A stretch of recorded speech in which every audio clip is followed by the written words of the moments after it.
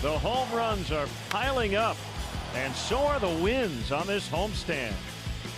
4-0, and now Jake gets his turn tonight against the Marlins on CSN.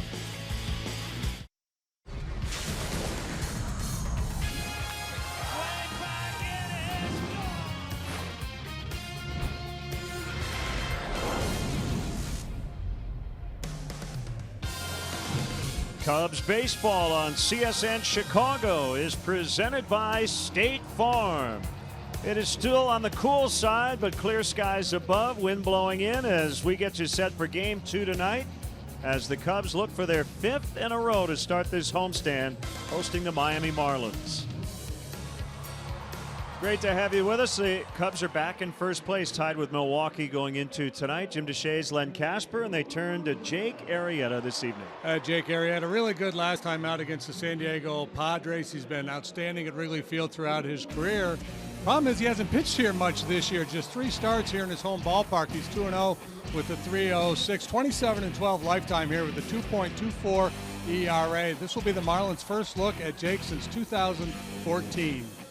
Cubs are 4-1 against the East, and they're starting to get in a nice groove here at home, and still the rest of this week to be played. The Rockies come in Thursday night, but still 2 more against the Marlins. Coming up, Jake Arrieta will pitch in a place he's had so much success in, Wrigley Field. Left-hander Jeff Locke for the Marlins will have the first pitch next.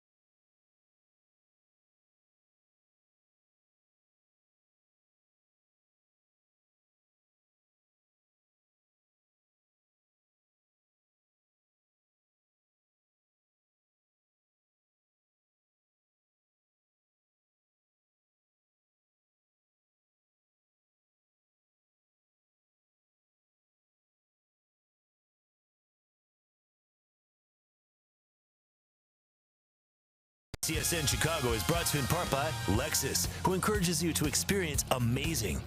Blue Cross and Blue Shield of Illinois, through it all. Ford, who invites you to go further in their fuel-efficient vehicles. Check out our entire lineup at your local Ford store or buyfordnow.com. Menards, save big money at Menards. And Southwest Airlines, yes to low fares with nothing to hide. That's transparency. Nice night here at the ballpark. It is a bit on the cool side, and the wind is blowing in. The blue skies above. Should be a nice night for Cubs baseball. They look for their season best 5th consecutive win. Back into first place and 2 games over the 500 mark. And let's check out the Miami Marlins Southwest starting lineup that will face Jake Arrieta tonight. D. Gordon in the leadoff spot. Stanton, Yelich, Ozuna, JT Realmuto, the catcher, followed by JT Riddle, the shortstop. Tyler Moore is at first base. Justin Bour placed on the DL earlier this afternoon. Christian Colon gets a start at third, and the pitcher Jeff Locke will bat 9th. And we check in with the Cubs defensively this evening. They set up this way. John Jay will play left. Albert Almora Jr. center. Jason Hayward is in right. Strong up the middle with Russell and Baez. Bryant and Rizzo on the corners. Wilson Contreras is the catcher and the Lexus starting pitcher is Jake Arrieta. Alexis experience amazing, and Jake is out there for the 12th time this year. 5 up, 4 down with a 4.60 ERA. Check out the walks and strikeouts. Very good numbers there. 71 punch-outs against 17 walks, 62 and 2/3 innings. He's been hurt by the home run ball. He's allowed 11 home runs this year. League bats .272 against him. And as I mentioned in the open, Marlins haven't seen a whole lot of Jake. There's 2 starts for him against them, both coming back in 2014. So he doesn't have a lot of experience against their hitters, nor do they have much of a book on him. Mid-Michigan native Paul Emmel is the crew chief. He's back of the plate. Quinn Walcott, Scott Barry, and Brian O'Nora around the bases. Here we go. It's Arrieta and Gordon, and the first pitch. This is outside for a ball. 8 starts on the road. This is only his 4th at home. He's got a 5.20 away from Wrigley, 3.06 here at home. 2 balls, no strikes.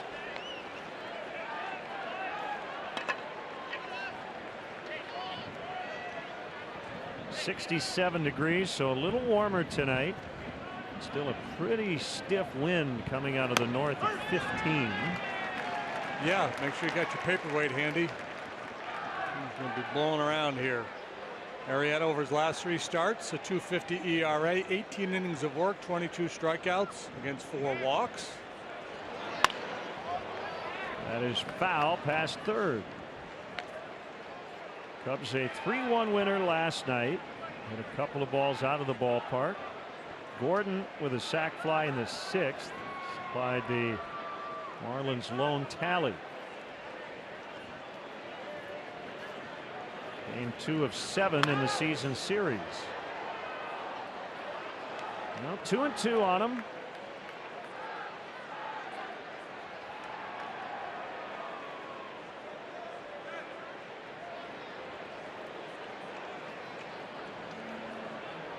Lefty's doing a ton of damage against Jake. Been a lot better against righties. Another foul. Yeah, and you hate to keep saying last year or 2 years ago, but look at the numbers for Jake. He hit less than 200 against him last season. Throwing his sinker more frequently, not as many 4-seam fastballs. Swing and a miss on a curve to get him. Yeah, and that's been a pitch he's used more frequently this year, and to great effect of late. He had an outstanding curveball last time out against the Padres. This is really becoming a go-to pitch for him to put guys away, more so than that slider. Here's Stanton, 1 for 4 with a double in the opener. Last Friday passed Mike Lowell for the Marlins all-time career RBI lead. He and Evan Longoria of the Rays, the only active players to lead their franchises in both career homers and RBIs.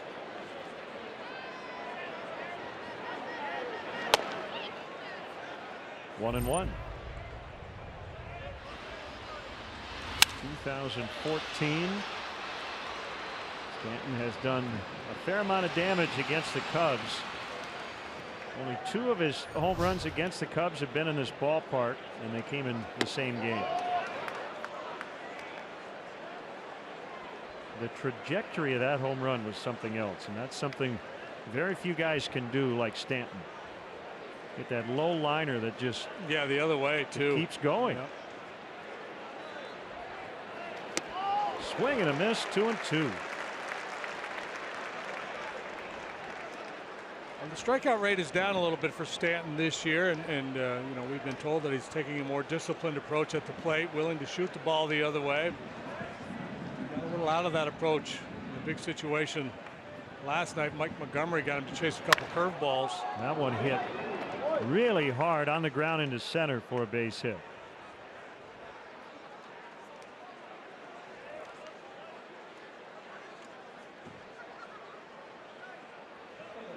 So a 1-out base runner now. Yelich, the center fielder.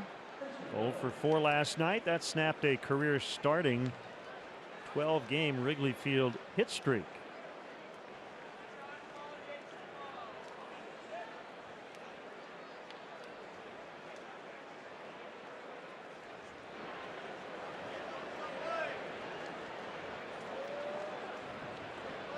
The kick and the pitch. It's a strike.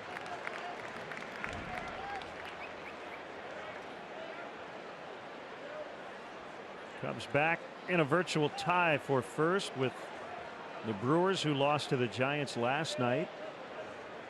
Milwaukee with an early 1-0 lead over San Francisco in the second inning in that ball game. Chase Anderson for the Brewers, Matt Cain for the Giants. Hernan Perez with a home run. I'm trying to get him to roll over on a sinker here.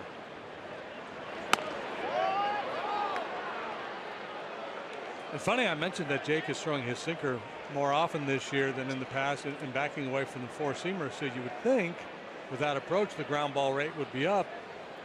But in fact, it's actually down significantly. More outs in the air than he's had in the past, and obviously he's had more balls leave the ballpark than we're used to seeing. Awkward cut by Yelich. 1-2. Yeah, he's got good stuff here tonight. We saw one fastball go up at 94. We saw the good curveball to put away Gordon, and now the slider inducing an ugly swing from a guy who doesn't take many. That'll make a hitter talk to himself like Yelich was just doing. Holds his hands high. Short lead by Stanton, and to the plate, it's in the dirt. Trying to get him on the curveball that struck out D. Gordon.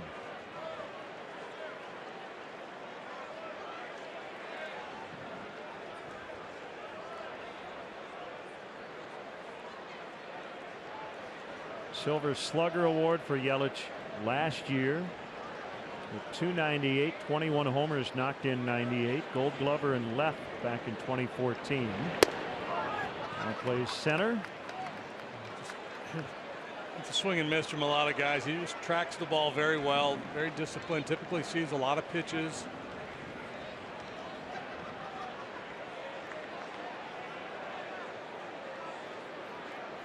Yelich was their first round pick back in 2010, 23rd overall. 3-2, Stanton on the move, and that ball lined foul to left.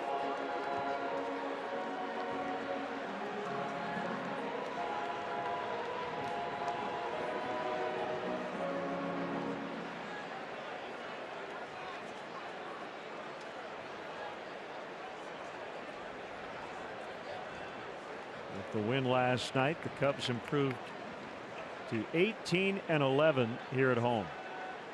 After a pretty sluggish start in the friendly confines, they've been grooving. Stanton goes again on another foul. So they have now rattled off 7 straight and 11 out of 13 here at home. Yeah, you want to create that good winning vibe in your home ballpark. Sense of anticipation every day when you come to the yard that something good is going to happen.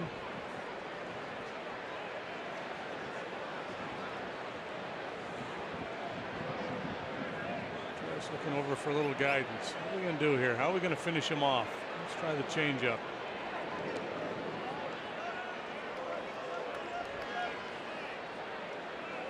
Not sure he's thrown one yet.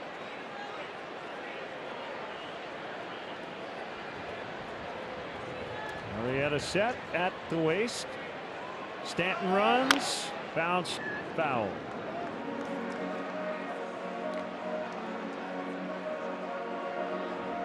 Good battle brewing here. 8 pitches and counting, with Marcell Ozuna waiting on deck. Yeah, this is a good group here. You know, decimated a little bit by injury, but their core players are having solid years. Yelich will put up a real good fight. Arrieta, as you know, has had his issues in the first inning, has a first inning ERA above 8. Runner goes, ball 4. It's just a case of Yelich just hanging in there and just taking Jake out of his comfort zone. Tried to backdoor curveball and didn't finish it. Now Ozuna leads all NL outfielders in batting average. He has a nice streak going of 4 consecutive 2-hit games.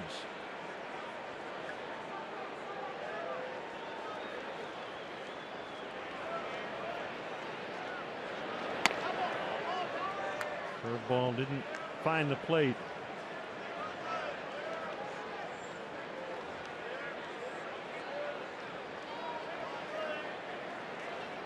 Stanton with the single. Yelich followed up with a 9-pitch walk.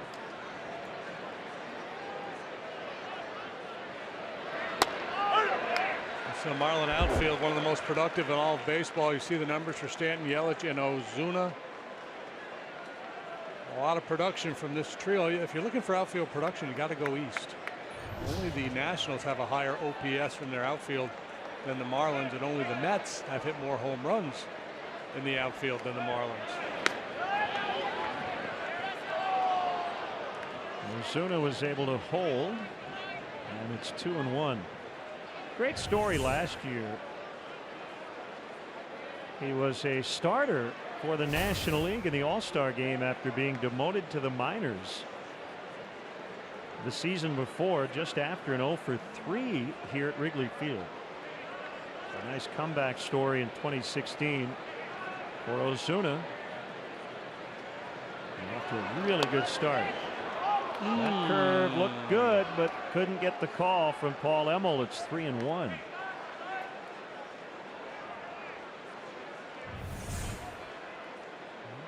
Puts Ozuna in a hitter's count. This is a good breaking ball on the plate. Emmel deemed it a little low.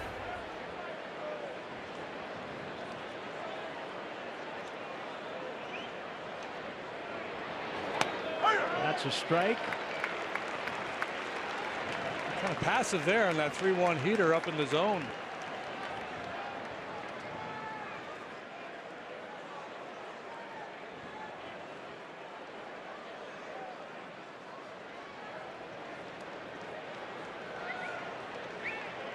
They are making him work here in the first inning.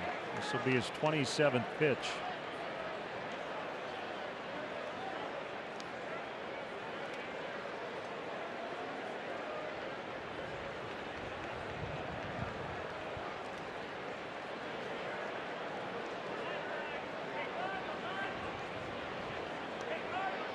We'll see what the runners do. They are not going, and it's low for ball 4. Two pretty stingy plate appearances by Yelich and Ozuna to load the bases, and it'll bring up the catcher, Real Muto. Yeah, I thought Ozuna was a little passive on 3-1, but he did a real nice job laying off that 3-2 pitch. Again, it's an action pitch a lot of the time. A good sinker over the plate on 3-2. Guy who gets paid to drive in runs, normally anxious there, looking to swing. Sometimes when you see that, you just wonder if the hitter's got it in his mind that he's going to see breaking ball.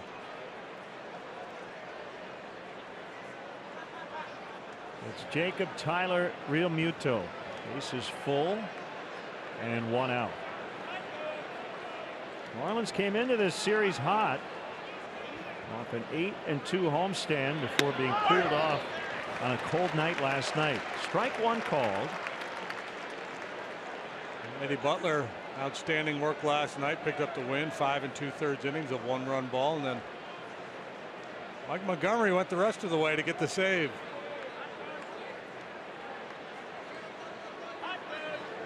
One strike pitch, swing and a miss.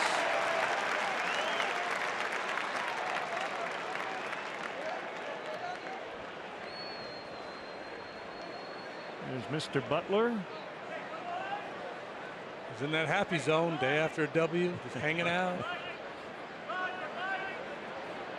Feeling good about life. See if they can turn it.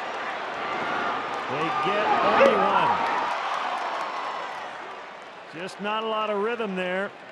And Real Muto runs well, so he'll get an RBI on the fielder's choice, and it's 1-0 Marlins. Yeah, a little trouble there as the ball handcuffs Russell. You see, he never did really fully secure it in his glove. Hit the heel of his glove. Took him a beat or two to get it into his throwing hand, and that upset the timing and took away the double play.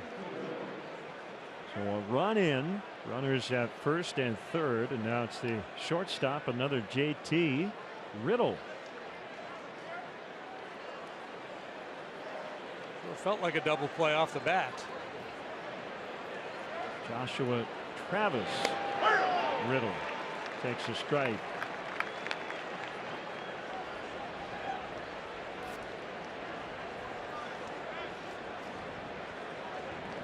Yelich getting some instructions from their third base coach, Freddie Gonzalez.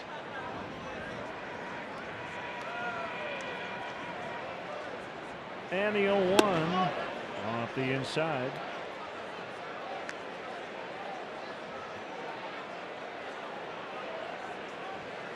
The only patches of sunlight on the field are right on the mound and in front of it, and deep center field. Everything else in the shade.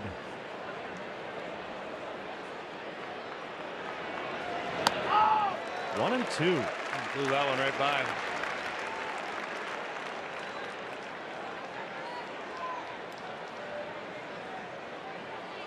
Well, the days will get longer for a couple of more weeks.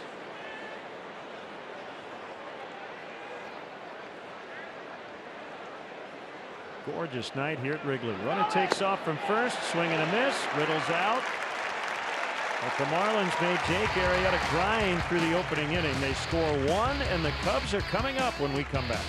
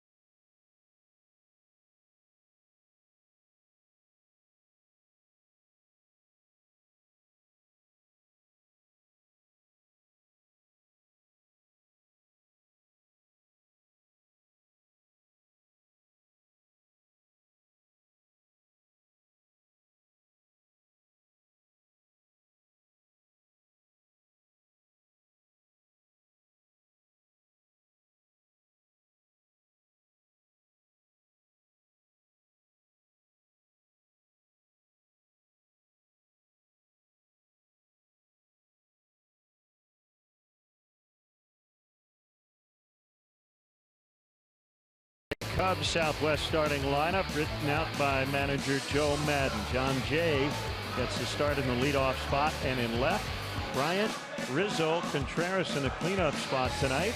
Hayward batting fifth and right. Albert Almora Jr.'s second consecutive start. He homered against his hometown team last night. Baez at second base. Pitcher bats eighth. Addison Russell to shortstop ninth. And the fish in the field. Ozuna, Yelich, Stanton, a very talented group in the outfield. Colon, the former Royal, at third.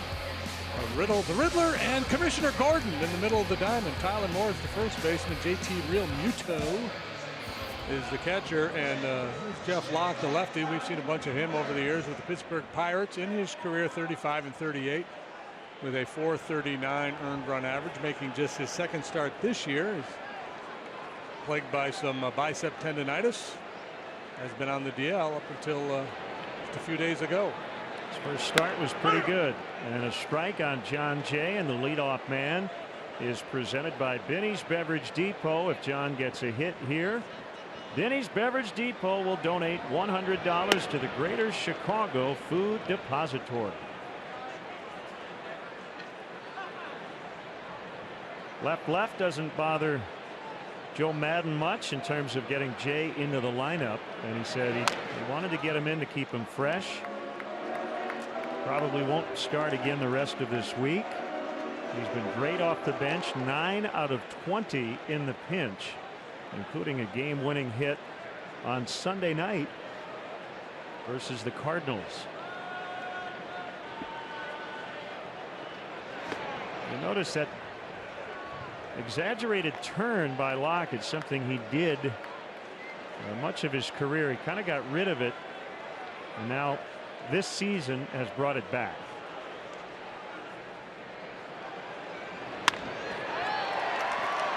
Couple of bounces to Riddle, who is positioned perfectly, and he gets Jay. Yeah, Riddle's got pretty good feet out there. Good-looking defender. And Locke's, I remember him having some turn. I don't remember him having that much of a turn. Riddle reading the hop, retreats, gobbles it up, knows he has plenty of time. Well, in terms of the motion of Locke, it's a turnkey operation. So his numbers against the Cubs, not good. 10 starts, a couple of relief appearances, 1-4 with a 6 ERA.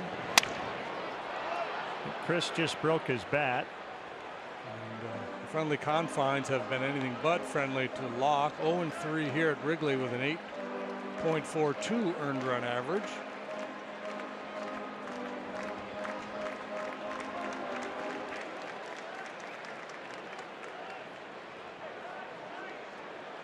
And Rizzo and Hayward in particular have posted very good numbers against him.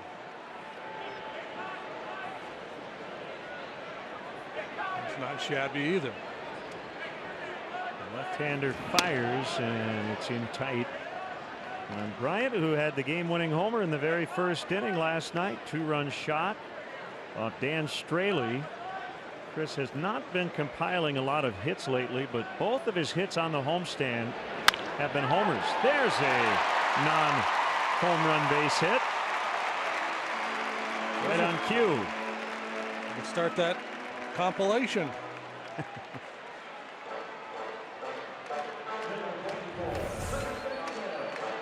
Little changeup. Get some fade down and away, and didn't really have great action. It was down and away a little bit, but still on the plate. Right, keeps his nose right on it. Good swing.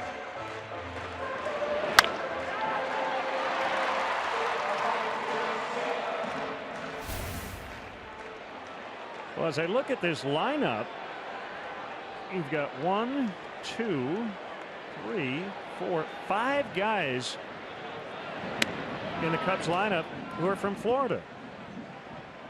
John Jay from Miami. Yep. Anthony Rizzo's from South Florida. Albert Almora Jr.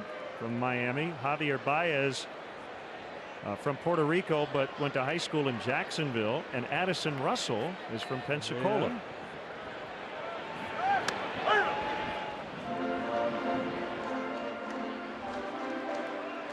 I would like to tell you I did that research before the game, but I just noticed it. Good work. Thank you. So it doesn't mean anything. It's just something. It's something interesting, since we are playing the Marlins. The former Florida Marlins, now the Miami Marlins. Yeah, and the Miami Marlins, for a long time there was a minor league team in Miami. Did Satchel Paige that sounds right. might have pitched for them? Yeah. Part of the deal with their new ballpark in downtown Miami was to change the name. Ooh, Paul Emmel. Not sure what the count is. We've got 2-2. They've got 3-1 on the board. It is 2-2. So should be 0-4. our crew is all over it. Riz, take advantage, man. He's a good 0-4 hitter. Punch to left, and that ball will drop foul. Mentioned Anthony against Jeff Locke. 385. Pretty good sample, too. 26 at bats. It's 10 out of 26, and 4 of those 10 hits have been home runs.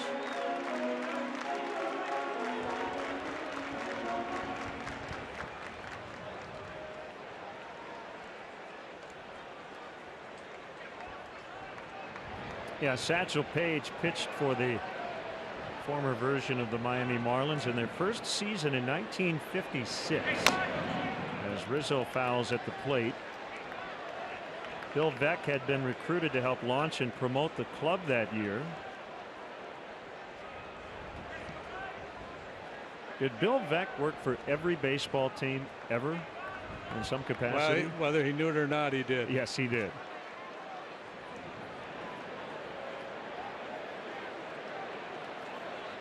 Block with a 2-2 off the end of the bat and just wide of third. Every team that ever tried something outside the box.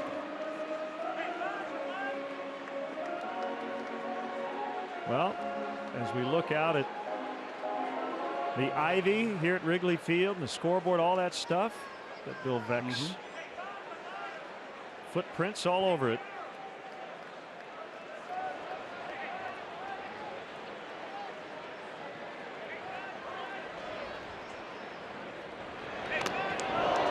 Hit something, and I guess the bat.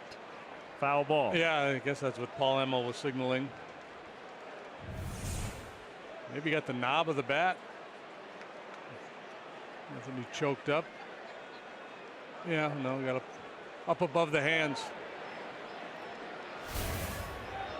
Yeah, Veeck was a popcorn vendor here. 1937. It was his idea to plant ivy on the walls. There goes Bryant and bounced foul.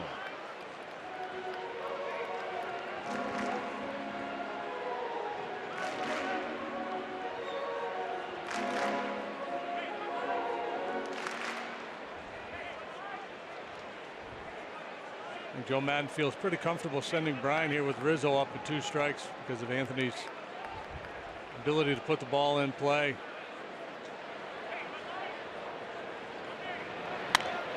In the air to right field. Stanton over near that side wall, and he's going to have room to make the catch. Bryant will hold it first.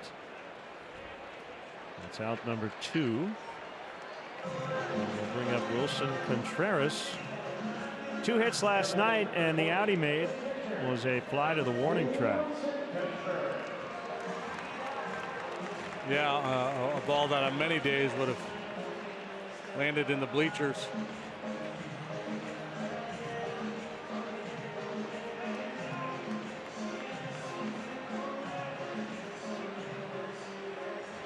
These 2 pitchers are getting their money's worth here in the first inning. A combined 52 pitches already. Marietta made 34. And Locke on 18 and counting. That's a strike.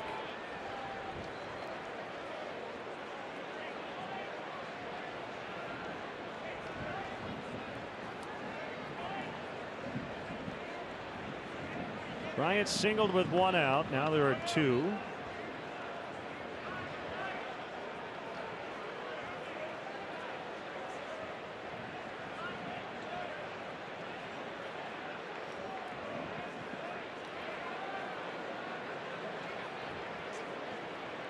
And the 0-1 swing and a miss. Good changeup from Locke. Yeah, it's always been a big part of his game. Locke actually made the All-Star team in 2013. He finished 10-7 that year with a .352, making 30 starts for the Pirates, but had an outstanding first half.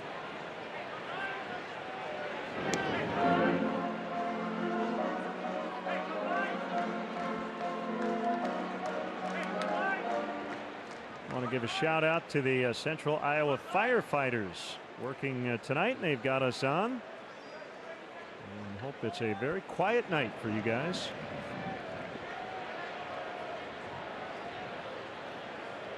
Oh, 2 bounced back to the mound. And at the end of 1, it's the Marlins 1 and the Cubs nothing.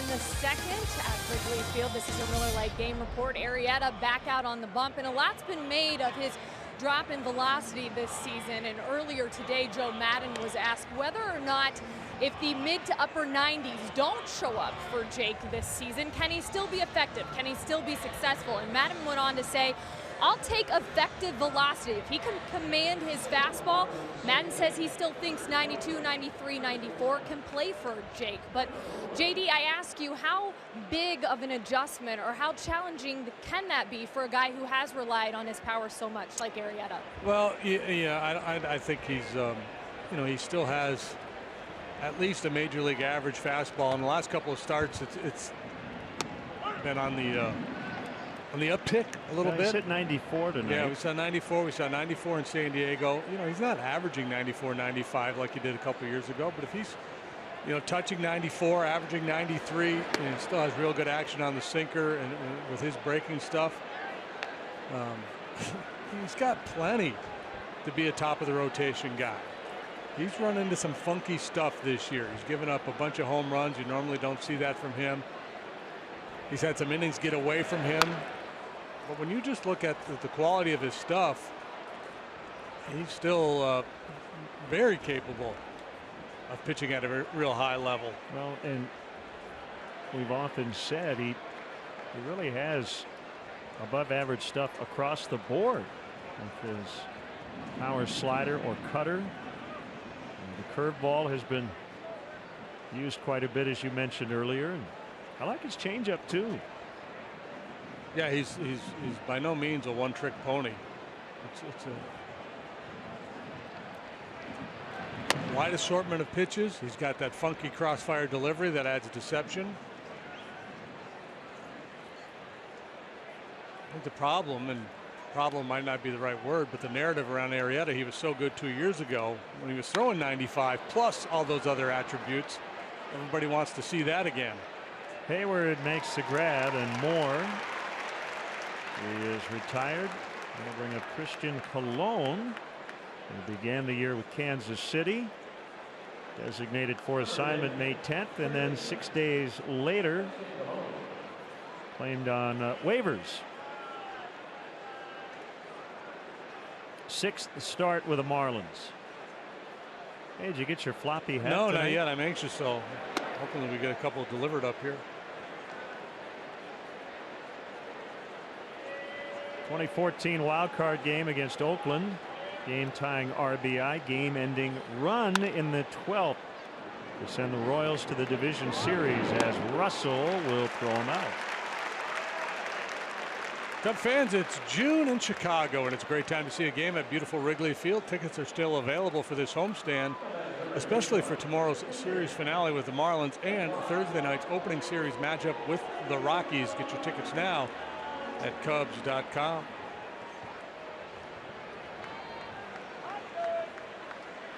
Here's the pitcher lock, and he looks at a strike. He's still first place Colorado Rockies. And for 4 games beginning Thursday, they have a 1-game lead over the Dodgers out west.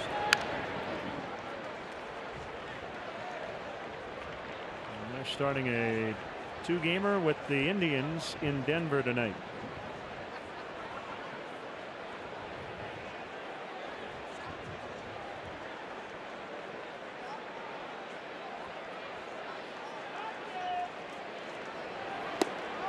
Swing and a miss, inning over. He has now retired 5 in a row. Trails 1-0 in the second.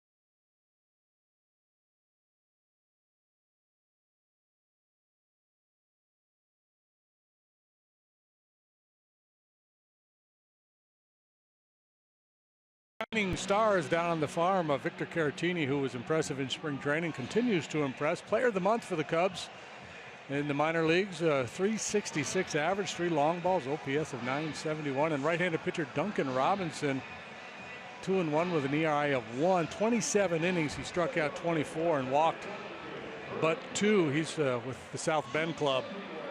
6'6", 230, product of Dartmouth, 9th round pick. A lot of great memories for that moment. And then there was this. Play. Yeah, why not? This is going to be a triple play. Elliott Soto throws back to second to force out Van Slyke, and then the runner Muncy sliding into second. Yeah, the Iowa Cubs. And about every third game, I beg for one.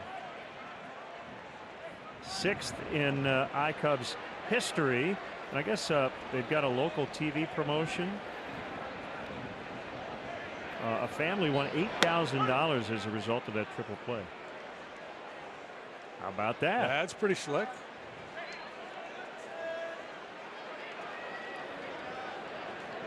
The 0-1 on Hayward is off the outside corner.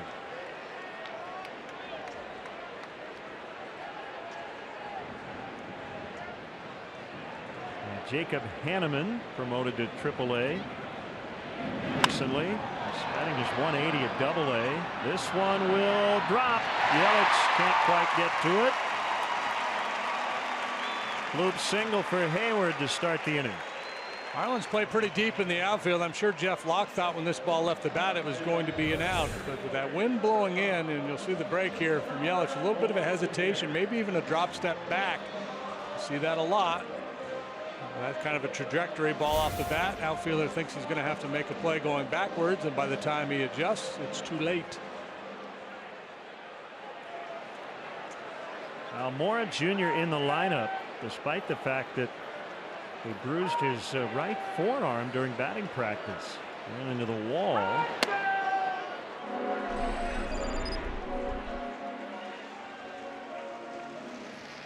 So playing balls off the bat.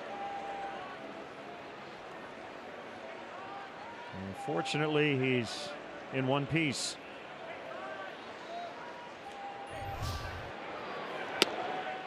Yeah, I didn't see that take place. I saw the end result when he actually went down. He went to his back out there in center field, and P.J. Manville, the trainer, had to go out and attend to him.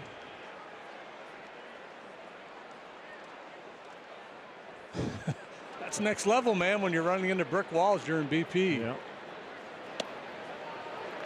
Juan Cabreja and Dave Martinez got floppy hats, but you did not. Starting to wonder. I have every confidence that floppy hats are going to show up in this booth at some point tonight. 3-0 on Almora. Hayward being held by Moore. That is a strike. Albert homered last night. It was special for him because he said family and friends were watching back home in South Florida. Yeah, so that's what all these Florida guys in the lineup. It's boosting Marlins television ratings. Hayward runs, ball 4, and the Cubs rallying and toward the bottom of the order. First and second, nobody out for Javi Baez. Speaking of Marlins television, congratulations to Todd Hollandsworth, our colleague, who is now the full-time Marlins TV analyst, along with Rich Waltz, one of the best in the business. And, Holly looks like he's dressed like Milburn Drysdale over there. He cleans up well, doesn't he? Let's see if I can get a car loan. Here's Baez, 0 for 3 last night. It's all that time he spent with Cap rubbing off. Yes. I think Cap would have maybe bought him a suit as a going away farewell, gift. Yeah. Strike on Baez. Paul Embold's strike zone hard to pin down so far here tonight.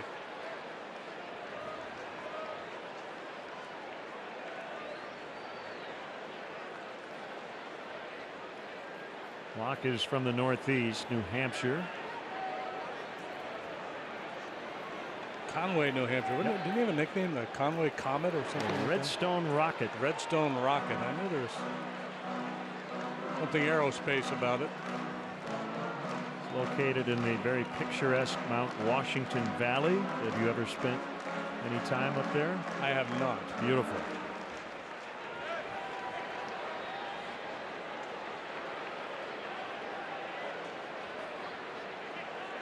Locke once said, "It's so beautiful, it's like being on vacation every day."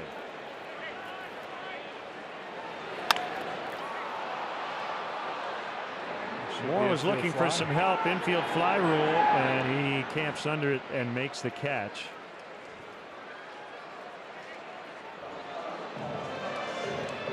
So that's the first out, and it'll bring up the pitcher, Arrieta. Remember the conversation we had the other day about the infield fly rule and bunts are exempt? That night, Rich Hill, with runners at first and second, I believe, was going to bunt and had his hands kind of together, but it was a little slash bunt. He popped it up into the outfield, and they did call the infield fly rule. They said it was not a bunt, but it was about as close to a bunt as you can get. So I guess ironic we were having that conversation.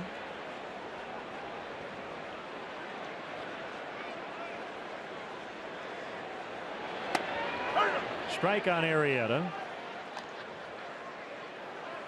See, I would say it was a coincidence, but I would say it was ironic because I thought it looked like a bunt. So irony would mean the opposite happened when we said that you can't bunt into an infield fly, and it looked like Rich Hill did. But I think common sense prevailed in talking to an umpire supervisor. Generally, if a ball is in the air and it gets to the outfield, almost by definition, it's not a bunt. It's more than a bunt. Yeah, it's a slug bunt, or it's a... Was it Doug or Dinsdale Piranha that was noted for his sharp irony? Called strike three, so Locke has a fighting chance of getting out of this inning with no damage as he'll face Addison Russell with 2 outs. Yeah, big chance for Addy. Obviously, it's been a tough go for him. Hitting just .213. Hasn't done a whole lot here lately. And he's begun to lose playing time as he and Baez are in this rotation at shortstop now.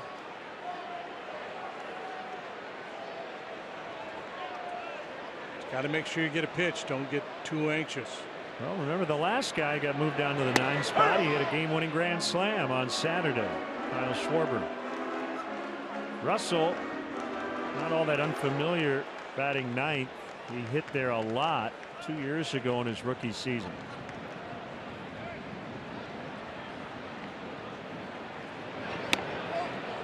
And no doubt his numbers are off, but he only had 4 home runs at this point of last season.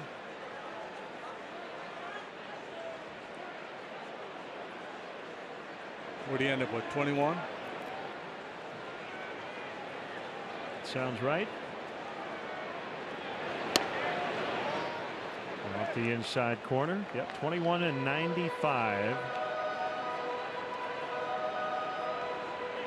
Just under 600 plate appearances in graphic form, what JD was just talking about.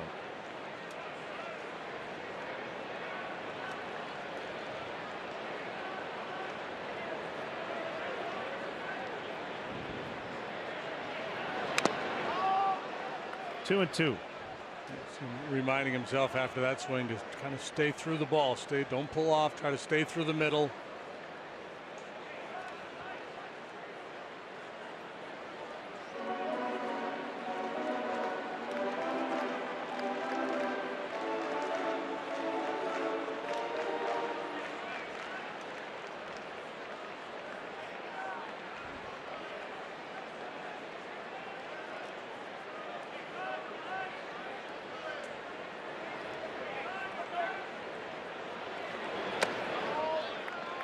Three and two, so the runners will be in motion here with 2 outs.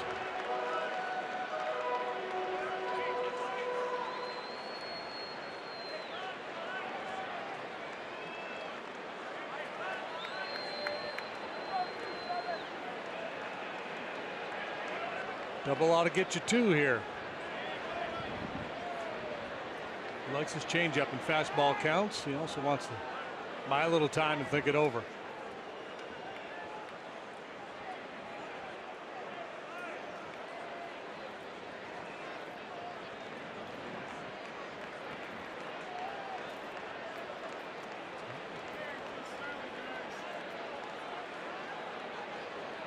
Clearly not on the same page. We're going to start fresh.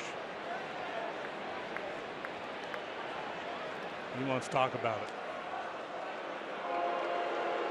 And while they do, the Cardinals, trying to avoid their 5th straight loss, are down 10-0 at Cincinnati in the 5th inning. Adam Wainwright went 3 2/3, gave up 9 runs, all earned. Ouch. We've been going along nicely here lately.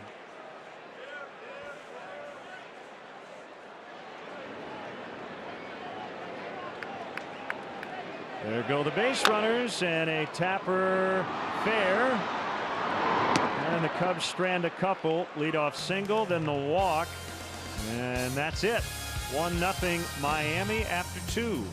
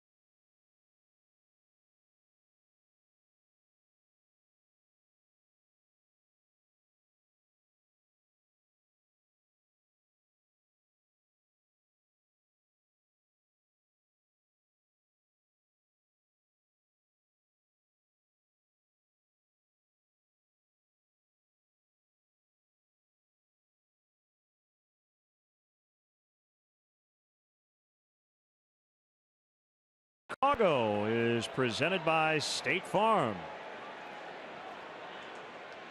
Dare to live in full color with Blue Man Group. The spectacular collision of comedy, theater, rock concert, and dance party all rolled into one. Catch our boys in blue at the Briar Street Theater. Call 800-BLUE-MAN or visit blueman.com.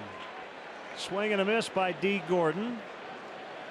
Struck out to start the game. Cornermen pulled in around their left in the outfield, and Jay close to the line and really shallow.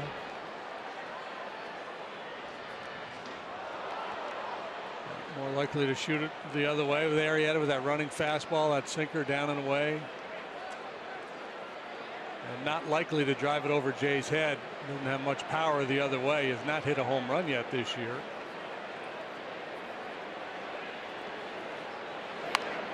Very late swing that time. And the count at 0-2. The Astros have won 11 in a row. And they're leading again 1-0 at Kansas City in the 3rd. Their club record winning streak is 12. They've done it twice. Sharply hit grounder right to Baez.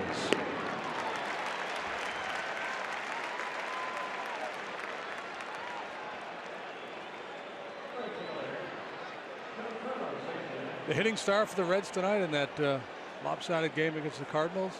Not Votto, not Suarez, not Schebler. Scooter Gennett.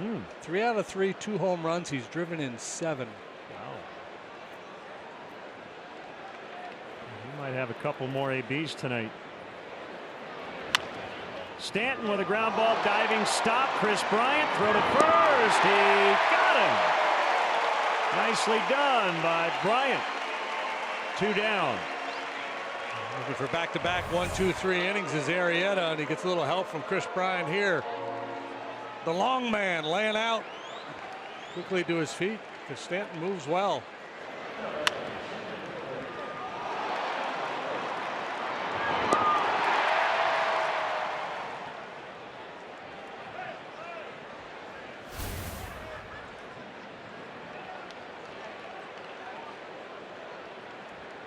Well, we know Chris Bryant always seems to hit home runs when Jake Arrieta starts, so why not make some nice defensive plays too, right? Hey, I got a question for you. Yep. Can you name the major league player with the longest hitting streak this season? It ended last night. 19 games. American League or National League? American League. I'll give you 43 guesses. Art Vandelay. No. Should I just tell you? What are his initials? You still won't get it. People at home can play along. WM. WM? Yeah. Warren Morris. Wally Moses. Oof. I got nothing. Whit Merrifield. Whit Merrifield. Yeah. It's on the tip of my tongue. If I gave you unlimited guesses, would you have gotten it? I would have had a lot more clues. Nice job by Arrieta. Love getting ground ball outs. 1-0 Miami in the third.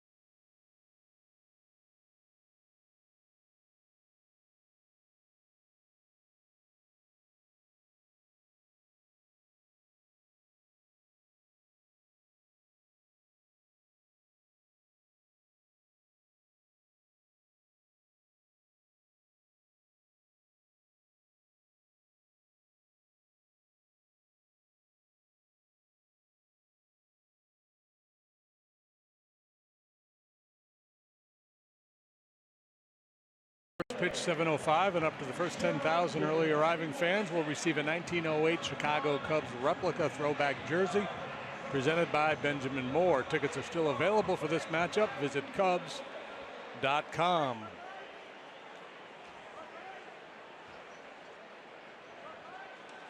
One to nothing Miami.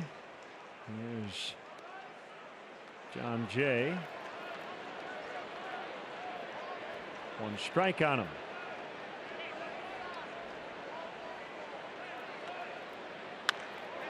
Hook to right and caught by Stanton.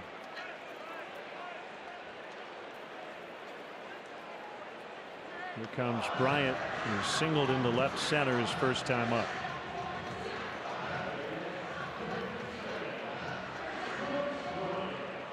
Some more Cubs minor league notes. Double-A Tennessee split a doubleheader against Birmingham today. They won the opener, lost game 2. They had 7 players named to the Southern League All-Star game, which will be in Pensacola on Tuesday, June 20th. Pitcher Trevor Clifton, catcher Ian Rice, third baseman Jason Vossler has hit a bunch of home runs this year. Charcer Burks, the outfielder we saw a lot in spring training. Dari Torres, a pitcher. Second baseman David Bodie, and pitcher Jen Ho Seng. Congrats to all.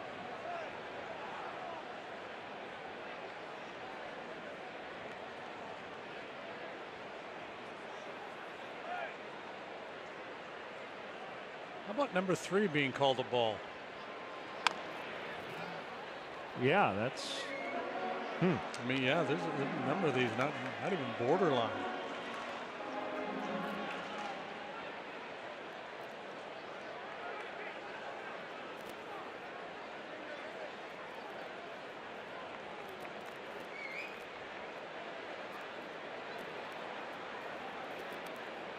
The 2-2 pitch bounces. And now a full count. Don Mattingly, second year managing the Marlins after a successful 5-year run with the Dodgers. He was the MVP of the American League in 1985. A great career with the Yankees. Cut short due to some back issues.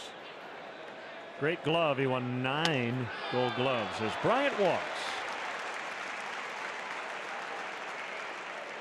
Yeah, so, you know, back in the day, right, they used to have the debates in New York about center field with Willie Mays and Mickey Mantle and Duke Snider. And then in his era, it was he and Keith Hernandez with the Mets and the Yankees. Both sides claiming that their guy was the superior player. Career .307 hitter, so yeah, he could do it all. A lot of doubles. The most Hall of Fame votes he got, 2001, 28.2%. So I guess you would say Don Mattingly is part of a very impressive group of guys who were just shy of the Hall. Yeah, an outstanding player, probably not deserving of Hall of Fame status. Where is the Hall of the really good? Yeah, because we talk about it a lot. Oh, what a snag by Moore. Throw to second. Safe. Bryant just got in. Mattingly is going to want a few seconds here to possibly get another look. But that's a big play by Moore to keep that ball out of right. I think Chris Bryant might score on that.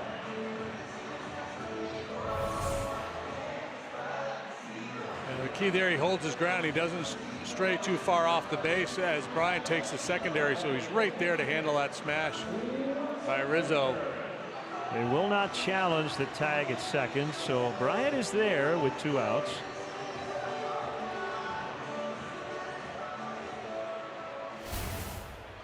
And the batter is Contreras. You know, they could have a Hall of Very Good. I mean, you still have the NIT tournament, right? Well, gets through, and Bryant will jog to third.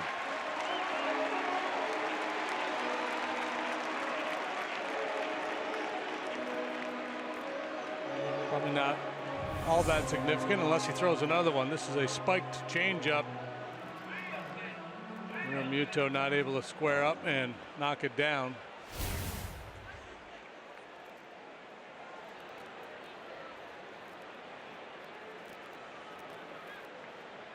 Wild pitch obviously goes on the pitcher's record, but in many respects it's a catcher's statistic as well.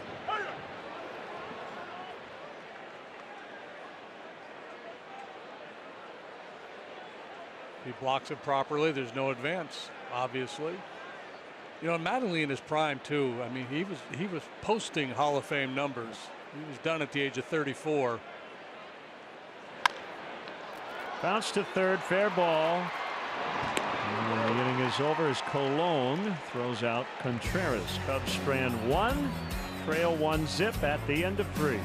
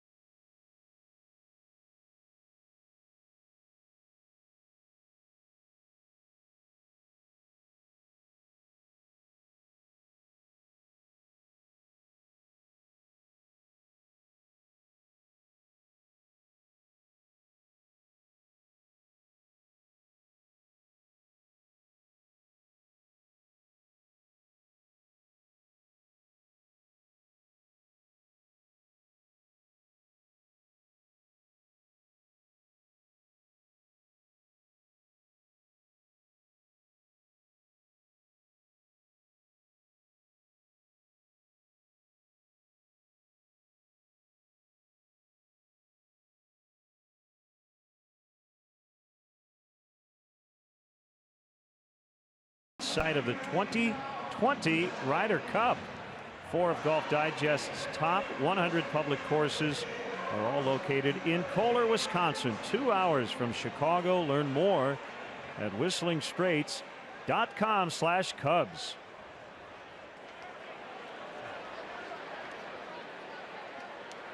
Marcelo Zuna walked in the first inning. Leads off the Marlins' 4th. And a foul strike. Generates some bat speed, doesn't he? Yes. It reminds me a little bit of Gary Sheffield.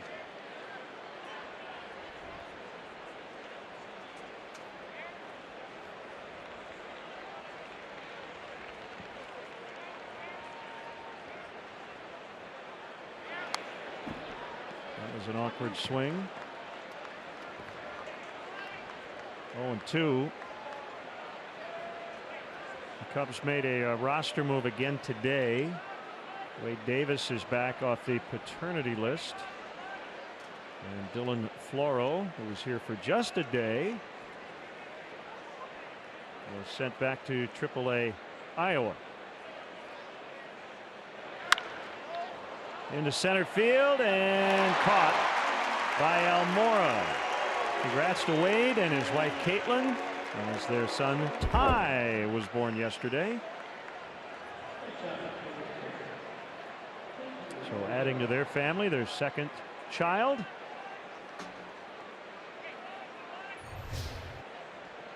Dylan continues to rack up the frequent flyer miles.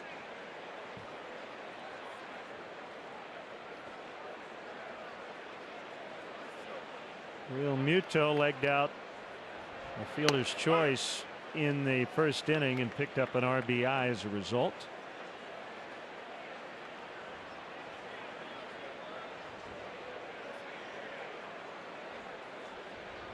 Nobody has reached since for the Fish. They didn't do much hitting last night. Just one so far here tonight. This is a team that hits for a high average.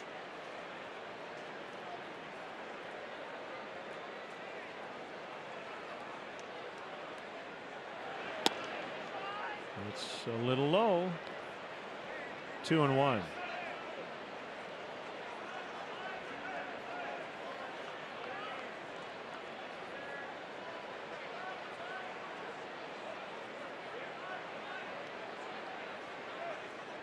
Good look from back of the plate.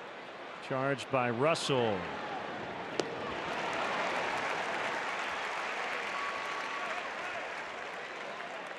JT Riddle's first major league hit. Watch this. The pitch hit the dirt. Check swing. Ball stayed fair. Wow. No doubt that his dad. Pretty cool.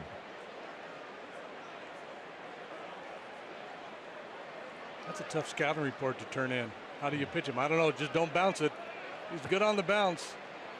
That's what they said about Vladimir Guerrero. Yeah. He'd be a good batsman in cricket.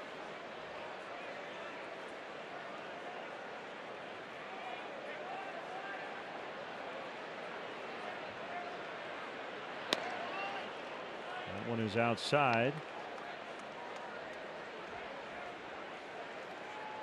His second big league hit was a game-ending home run. Slightly more dramatic.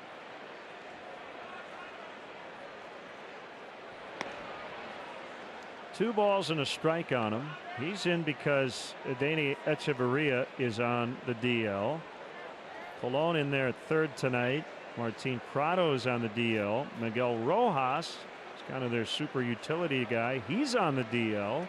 And now Justin Bour, their slugging first baseman, is out on the DL as well. It's a lot to Bour miss on today, yeah, and Bour having an outstanding year. Bour, a former Cub farmhand, has 16 home runs. Toward the hole, it'll be cut off by Baez, and Arrieta covering. That'll go 4-1. And Jake now with 3 consecutive 1, 2, 3 frames. Still 1-0 for the visitors in the 4th.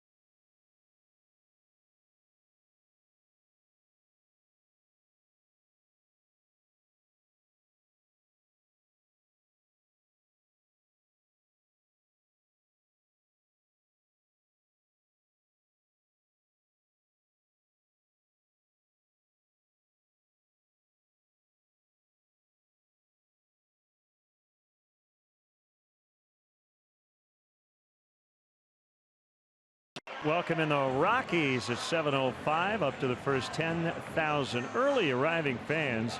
Get a World Series MVP bobblehead presented by Olivet Nazarene University. Tickets are still available for this matchup. Visit Cubs.com.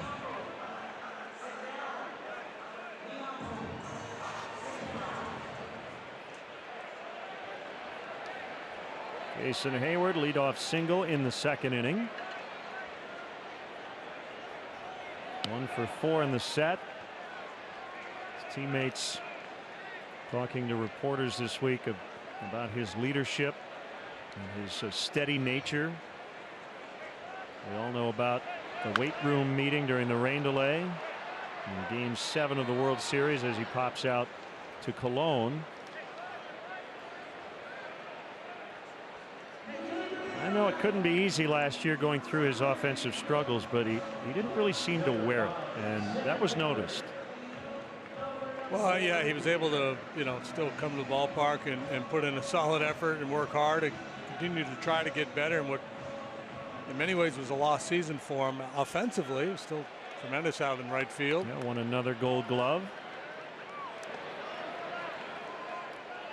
And Joe mentioned this too, and I guess I would ask you, in your playing experience, can you be more vocal if you're having more production personally? And I guess maybe year 2 would be part of it for Jason, a little more comfortable in his environment. No David Ross, maybe taking a little more of a leadership role. Yeah, maybe. I think it's just his nature. I think some people are just they're alpha dogs, and they lead by example, and sometimes they have some things they want to say too.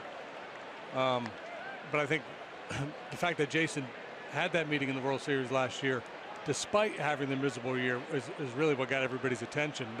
Because most guys are going to curl up in the fetal position, right? And they're not going to be calling team meetings. It's like, I got enough to figure out on my own. Yeah.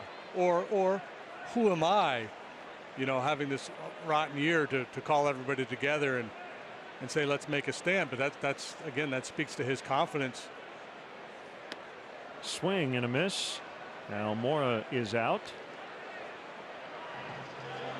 Scooter Gennett just hit his 3rd home run. He's 4 for 4 with 8 driven in. And one of those are grand slams. So the Reds just pounding the Cardinals tonight, 11-1 in the 7th.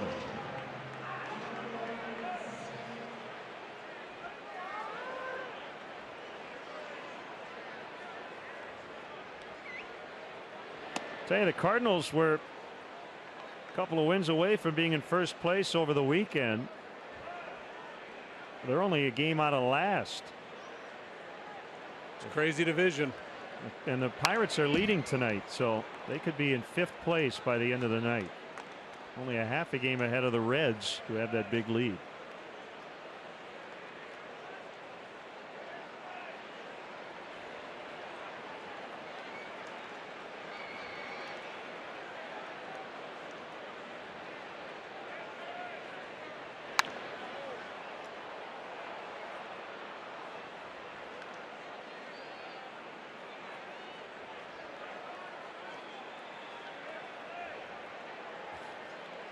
We're going to keep showing those floppy hats all night until JD gets one.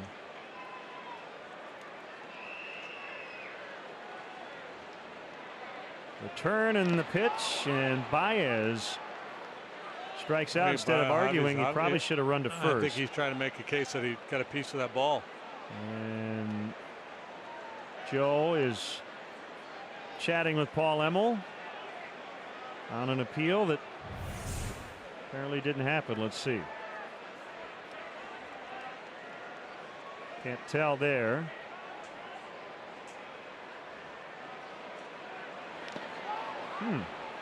Sounded like something, didn't it? It sure did. I believe he ticked it.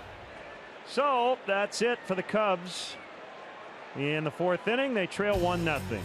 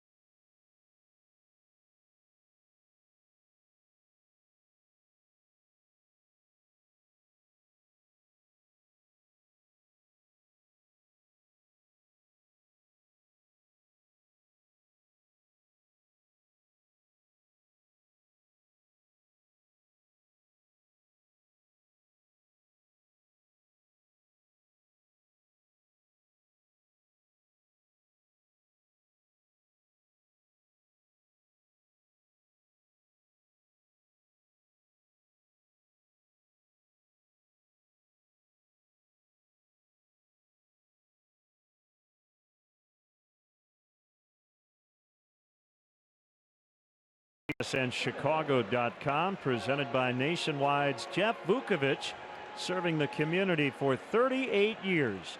Go to jeffvuk.com. Nationwide is on your side. And a big welcome to all our viewers watching on Interstate Communications in Warren and Madison County, Iowa. Great to have you with us tonight. Tyler Moore will foul.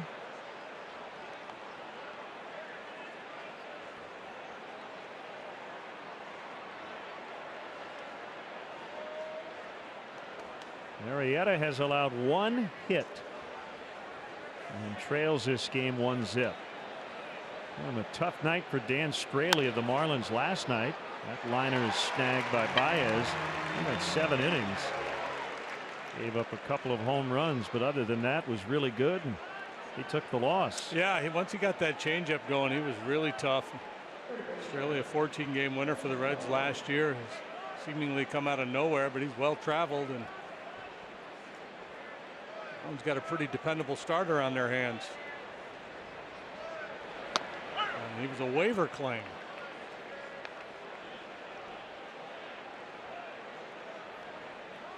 It is a delicate conversation because really the baseball stuff shouldn't and doesn't matter, but this organization just completely devastated by the death of Jose Fernandez in a boating accident last September. Just full of life, the big stars of the game. And again, it's kind of weird to even talk about baseball.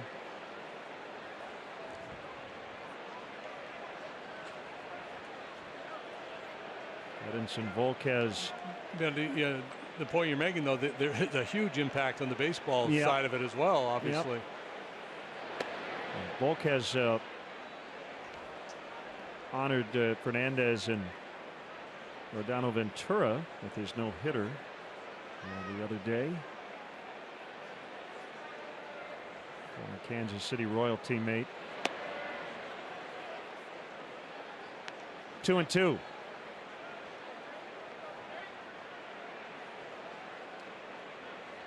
Well, Fernandez was the face of the franchise.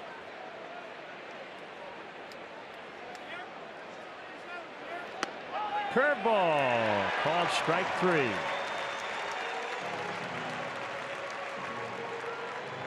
This Sunday, June 11th, Cubs take on the Rockies. First pitch at 1:20, and up to the first 5,000 early arriving kids 13 and younger will receive a youth championship wall flag presented by MasterCard. Following the game, the first 1,000 kids 13 and younger will get the opportunity to run the bases, weather permitting.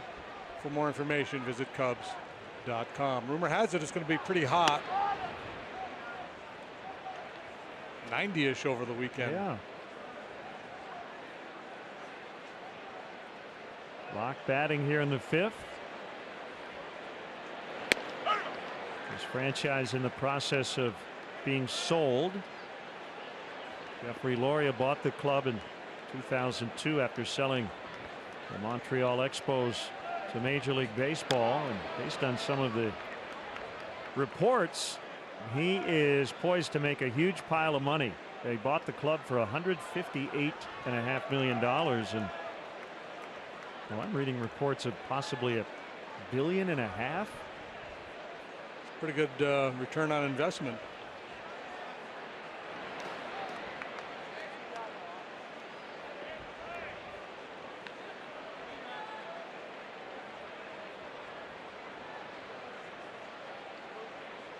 Two balls, two strikes.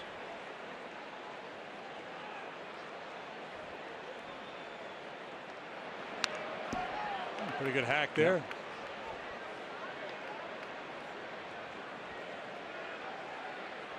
Arrieta at his best is striking out a bunch of people and getting a lot of outs on the ground. Not having a huge strikeout night. He's fan 4, but a lot of ground ball outs.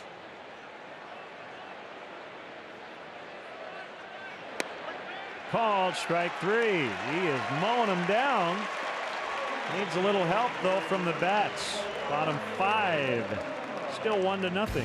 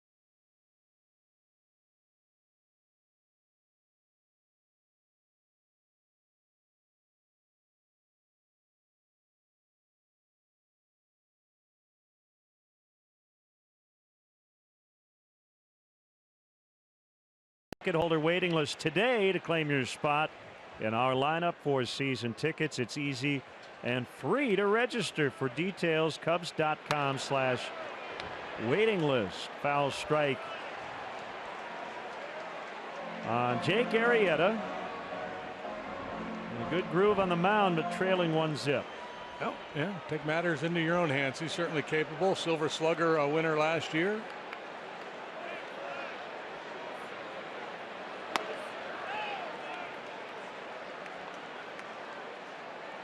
Has been willing to shoot that fastball up and in on the right-handed hitters. That'll open up some avenues down and away with the changeup.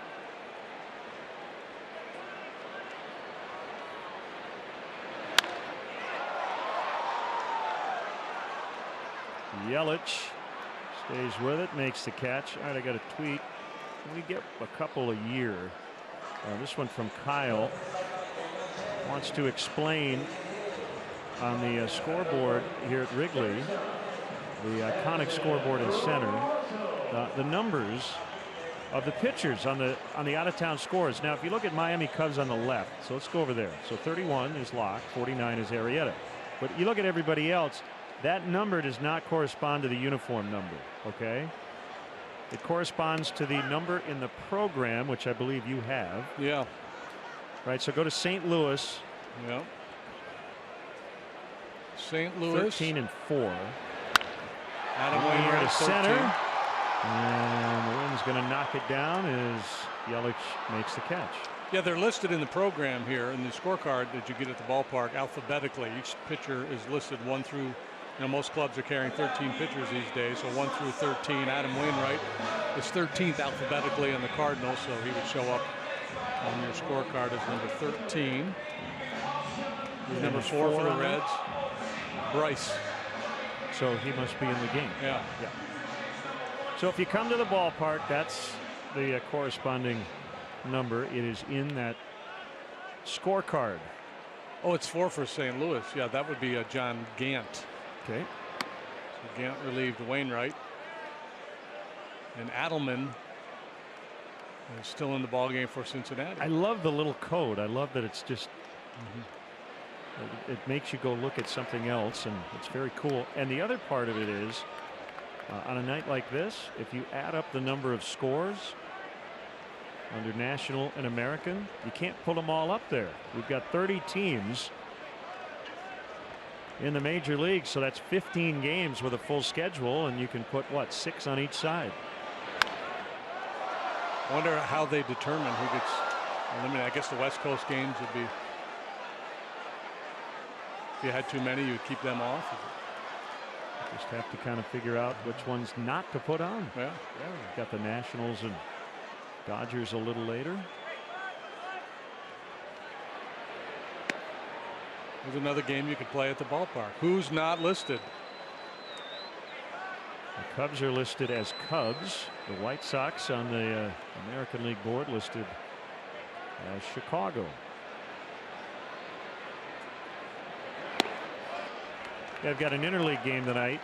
Pirates and the Orioles is not on the board tonight. You have to use your phone for that one.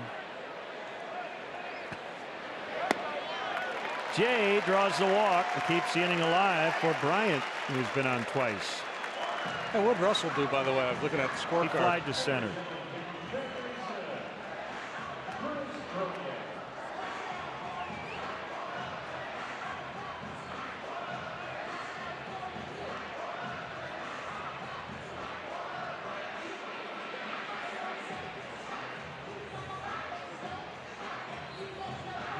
Standing tall here tonight. We mentioned at the outset he has not had success against the Cubs, and certainly not in this ballpark. Winless here, 0-3 with an 8.42 ERA.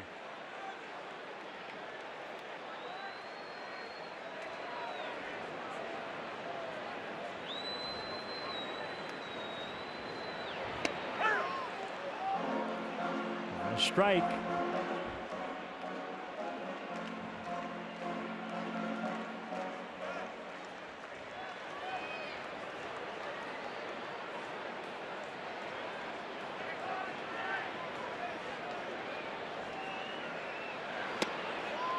Off the inside corner. It was a cool shot, wasn't it? Third base camera. Yeah. Fans in the background. Jay taking his lead.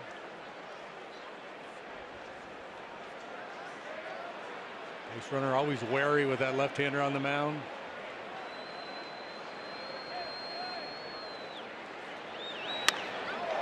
A bullet foul.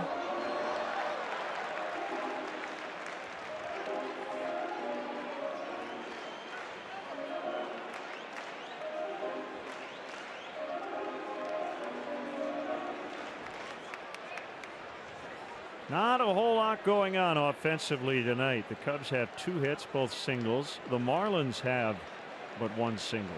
That's it.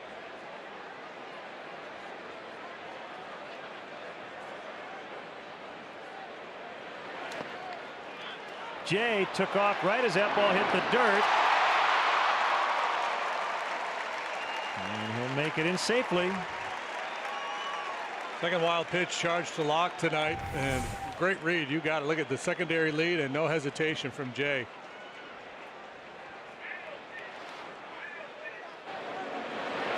We talk so much about good base running, and it's just, as you say, it's the anticipation of if it hits the dirt, I'm going. Yeah, Not, oh, it hit the dirt, now I should go. At that point, it's too late. Yeah, you've got to be ready. You got to anticipate the ball in the dirt.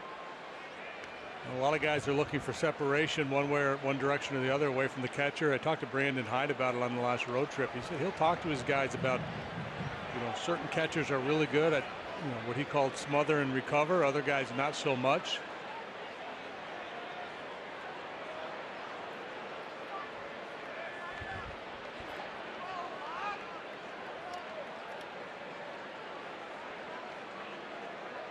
And the 2 outs. Especially with the wind blowing in, that's a time to be aggressive, to get into scoring position.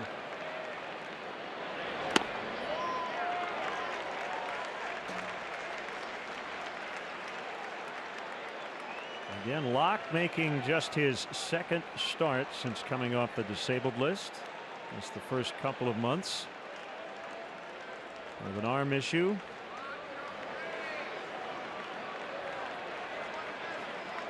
He has been really good in both starts so far. And he just walked Bryant, and on the play, Jay will advance to 3rd.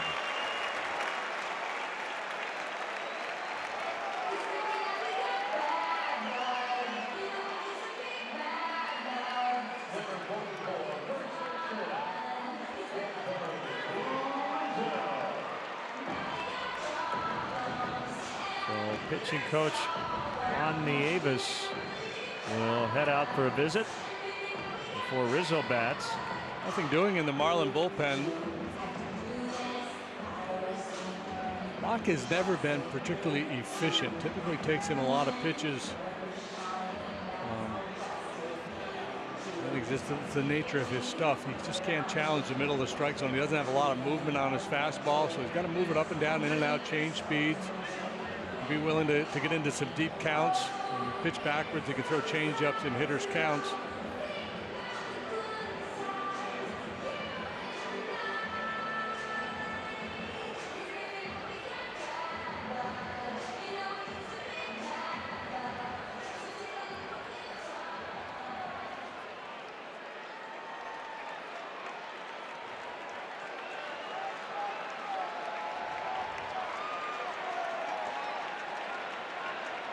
Smell a line drive coming here.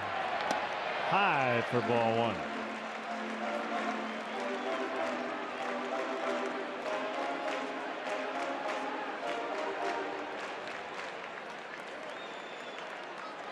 Consecutive 2-out walks, a couple of wild pitches, and a chance here for Rizzo.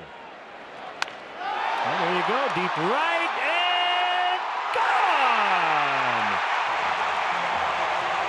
JD smelled a line drive. Rizzo hit a home run. That smells good.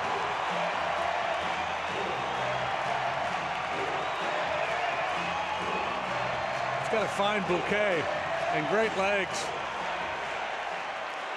Rizzo continues to do damage against Jeff Locke. Try to change up, and boy, he threw in a bad spot. Those belt-high change-ups usually get hit hard. Here's your Ford home run replay. That's a line drive, all right. A line drive that carries into the bleachers. Nice grab in the front row. Twins are in the mood for a curtain call.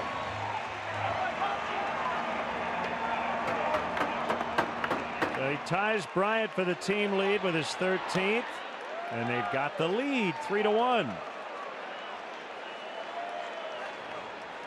You got a good nose for this game.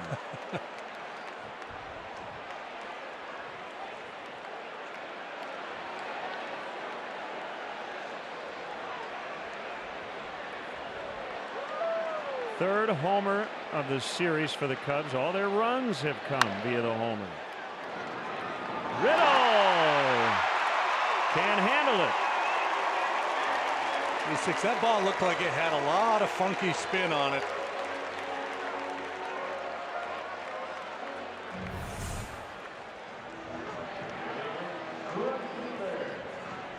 Hard to tell there, but he was scrambling over trying to square up and get in front of that ball and couldn't handle that hop.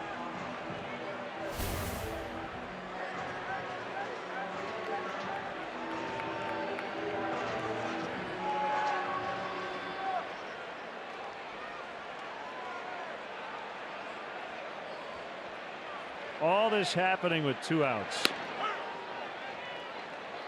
1 strike to Hayward. We always talk about the leadoff walk. How about the two out nobody on walk to a guy who doesn't hit for power?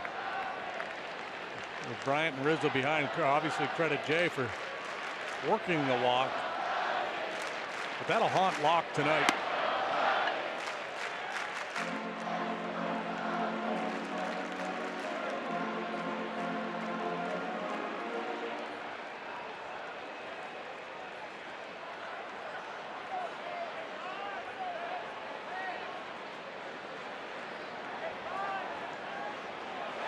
There goes, and another ball hit pretty well. Stanton won't make the play. Contreras will score easily. Hayward's got a double. It's 4-1. That's an unearned run as the Cubs take advantage of the error. We talked earlier about how Rizzo and Hayward both had outstanding numbers against Locke, a pair of left-handed hitters that have really handled this left-hander. Rizzo with the home run, Hayward with his second hit of the night, a ringing double to drive in Contreras. That'll do it for Jeff Locke.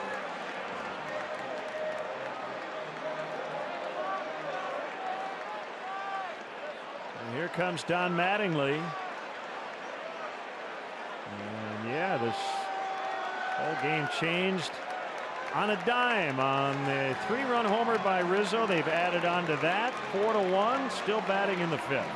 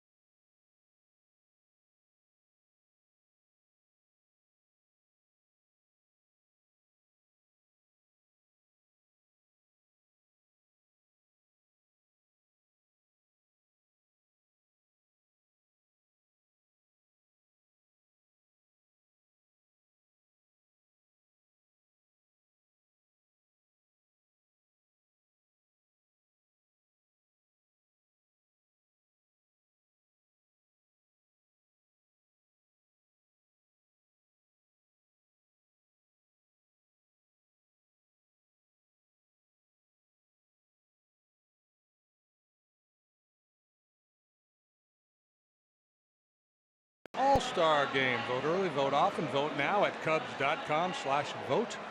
You can vote up to 5 times a day and up to 35 times total. Totally, dude. Time for the Weber's Sauces and Seasonings call to the pen. Call grilling flavor up to the big. Second consecutive night we've seen Brad Ziegler. He can go to the post. Very durable. Has been for a long while. 28th appearance of the year. He has not had a lot of success so far this season with an ERA above 6. 4 runs in here in the 5th, and the Cubs lead by 3. So Jake Arrieta got that offensive support he was seeking. He has retired 14 consecutive Marlins.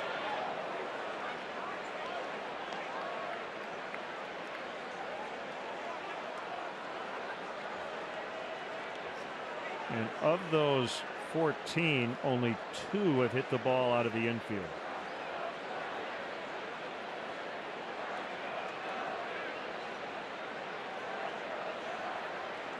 The 1-1. Mora watched it go by. 2-1.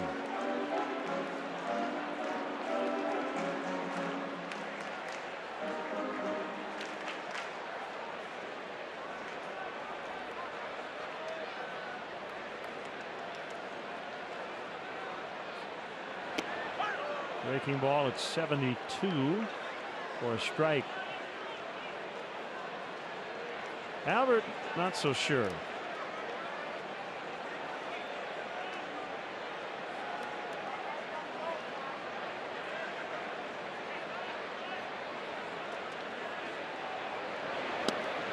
he strikes out swinging. Cubs send 8 to the plate in the 5th inning.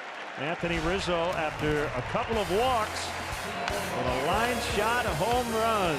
Predicted by JD. 4-1.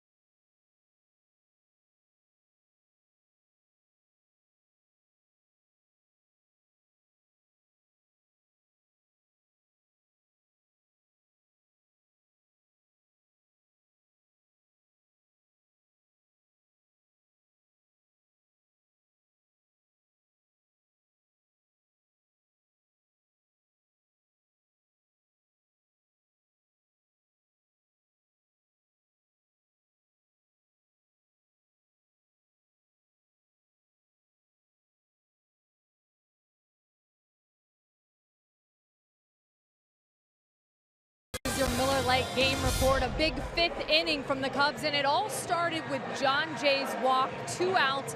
And Bryant told me earlier today that he is one of his favorite teammates. He does absolutely everything. It speaks to his character that he's not starting every day, but he's always ready. He's always able to pinch hit and come through in the big moments, and he's always staying positive on the bench. Not to mention, guys, he said he may be the best DJ in the clubhouse, always playing the reggae music. But Lynn, being the musician that you are, guess who Bryant said is the worst DJ by far? Anthony Rizzo? Was I right? How'd you guess? Why would you have said Anthony Rizzo? The way you asked the question, I guess. That was just a good guess on my part. A very good guess. Apparently, he plays it a bit too loud for Bryant. I'll tell you why. I said Anthony Rizzo. I like the music Anthony Rizzo plays, but he plays music that I listen to and JD listens to. But the 25 and 24-year-olds, they listen to stuff that came out within the last 20 years. Yeah. Right? Yeah. JD, am I right? Yeah, I would agree. Yeah.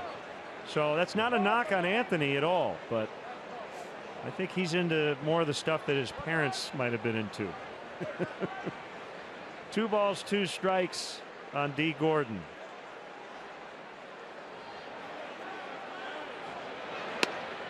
Off the inside corner. Did Scooter Gennett just homer again? I mean, as in 4? 4 homers, 10 RBIs. No way. Scooter Gennett having one of the best games offensively any individual has ever had. That's amazing. Well, last night you brought up that article about the things you never see in a baseball game, and 4 home runs have been accomplished 14 times. Sluggers all. You don't hit 4 home runs in a game without being a slugger, but Scooter Gennett doesn't really fit the profile. He's not going to have a chance for 5 most likely because it's 13-1 going to the 9th.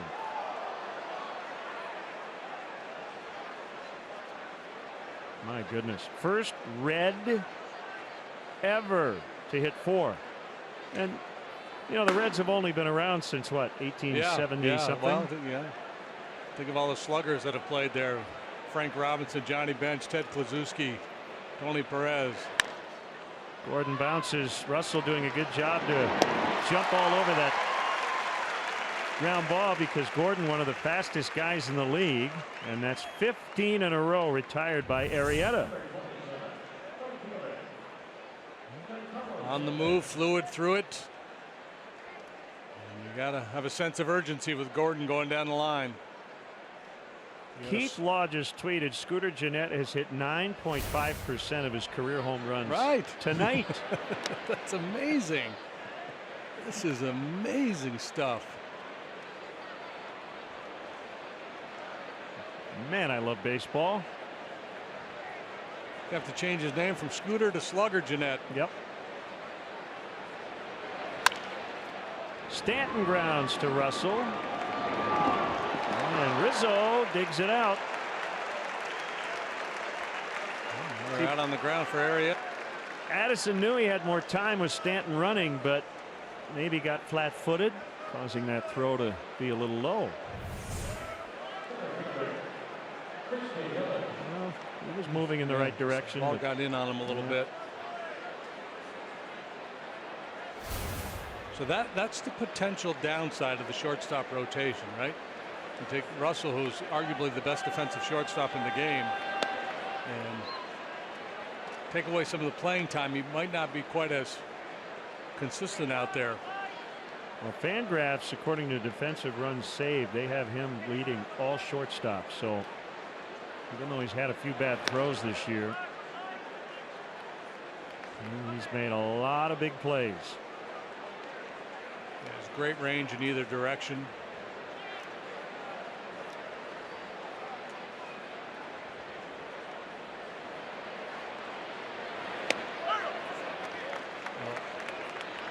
Look at the middle. We talk so much about middle of the diamond defense.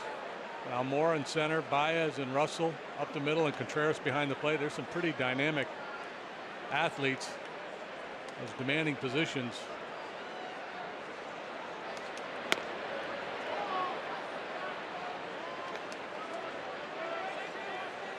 Scooter, he hit 14 last year. Remember, that was part of the story, how he changed his swing, was driving the ball a little bit more.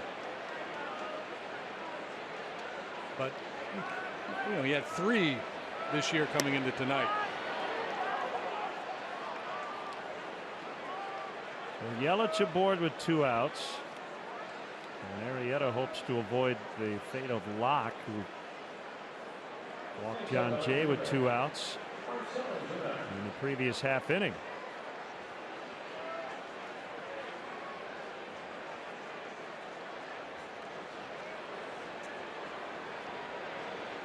By the way, we've got some major competition out in the Cubs bullpen in terms of the dancing. I swear it was Brian Dunsing who kind of caught my eye with the Brian's original sneaky. home run. Yeah, Brian is sneaky. And good to see Lester Strode getting after it too.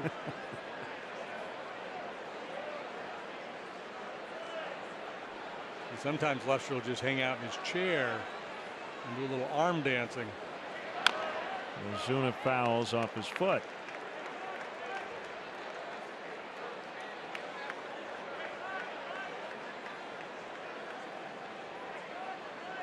Well, the goal is to win the game tonight. We know that's #1 on the list, but I'll tell you, Jake Arrieta's performance, to me right now, is the headline. Coming off a real good one in San Diego. Yeah, he's trending in the right direction.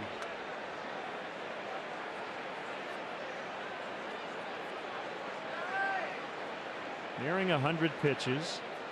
And his 0-2 is bounced to third. That's Chris Bryant. And that's it for the Marlins. Let's check out those dance moves once again. That's Dunsing, right? The front? Yeah. Yeah. Just sliding behind Carl Edwards.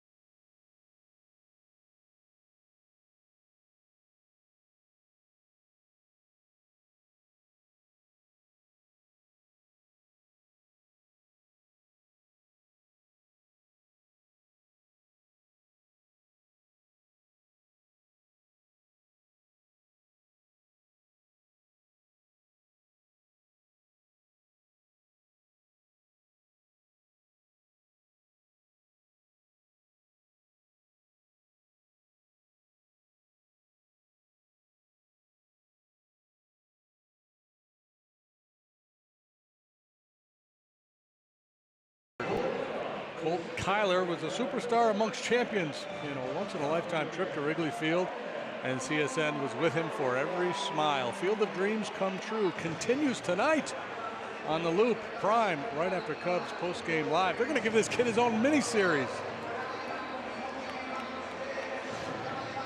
Kyle Bearclaw is on. Look at the walk totals, way too many. 21 in just 23 1/3 innings. So pitching in lower leverage spots, trying to get sorted out. And pitched to a 2.85 ERA last year, had huge strikeout numbers. He did walk a lot last year, but walk rate significantly higher this season. Big arm, mid to upper 90s heater, and a nasty slider. Last year, the gap between his strikeout and walk rate was almost 23%. This year, it's under 4%. It's a tough way to make a living.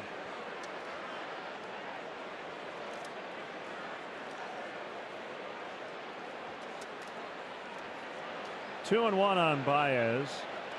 Here's the pitch. Good breaking ball. 2-2.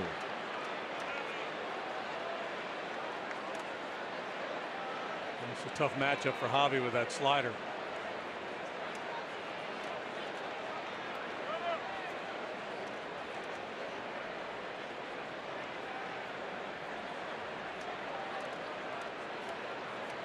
Unless he makes a mistake and leaves it on the plate.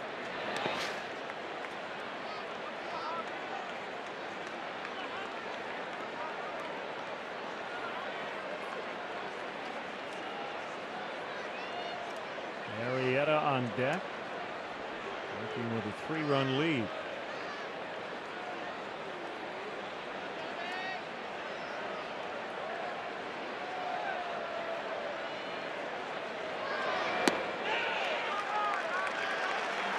Baez takes a walk. It's only the second unintentional walk he has taken this year.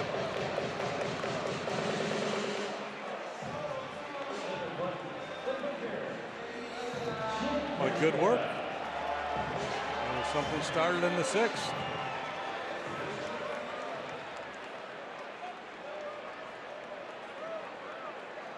Jake's letting that beard grow a little longer than normal.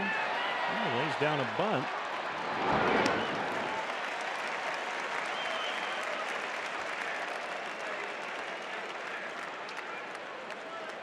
Yeah, you know, don't normally see that, but I like it. I like to see the pitchers go ahead and be willing to sacrifice, or I should say Joe have them sacrifice a little bit earlier. They've had success. They were successful last year a lot of times when they wouldn't bunt until they were 2 strikes. He likes to let them swing, but certainly at this stage of the ball game, you got a 3-run lead.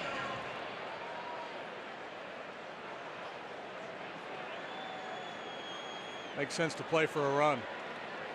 Let's see if Russell can knock him in. Strike on the outside at 96.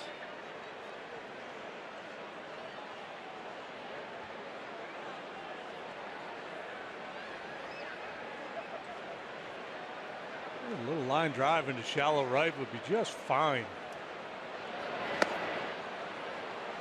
0-2.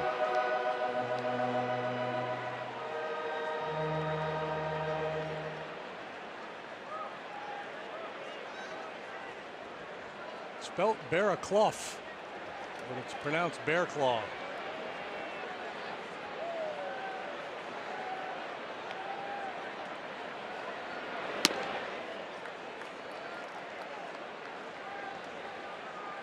Much cooler, isn't it? Bear Claw? You should call his curveball the Bear Claw. Like a wrestling move. Changeup grip looks like a Bear Claw.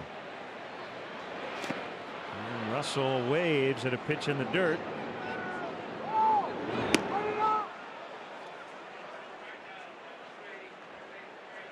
So 2 down. It'll be up to John Jay. I wanted to mention there's a piece online. I'll have to tweet it. It's ourgame.mlbblogs.com by MLB historian John Thorne. I guess Baseball Reference recently got past the 19,000 mark in terms of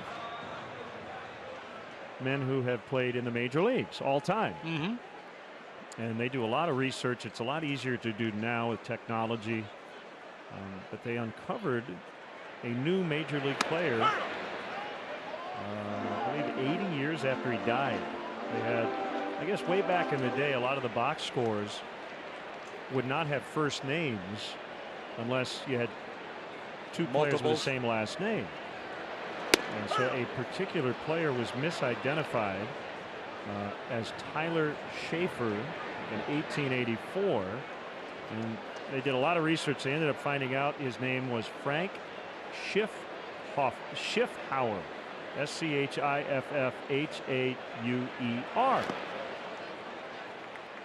And so now officially he has been logged as a major league player all these years later. Wow, that's neat. Yeah, pretty cool. Now he didn't play a lot.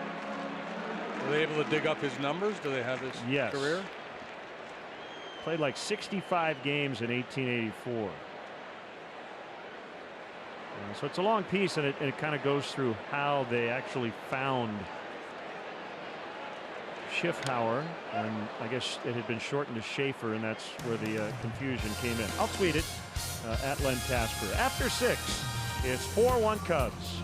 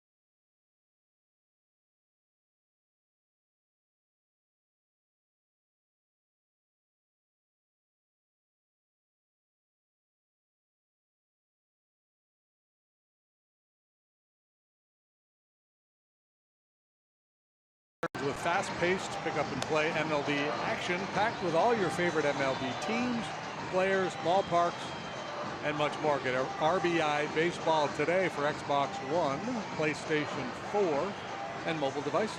Learn more at rbigame.com. Coming up, the 7th inning stretch tonight.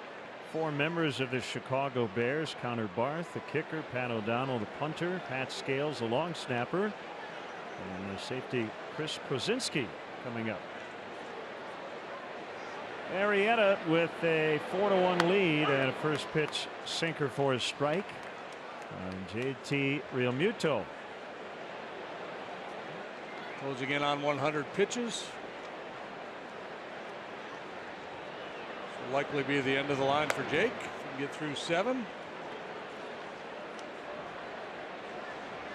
And match his season high. He went 7, second start of the year in Milwaukee. That's Pedro Strop and Brian Dancing Dunsing in the bullpen. Hit pretty well. Right center, that ball slicing, and it's going to drop. And Almora will get it back in, but not before Realmuto will have 3.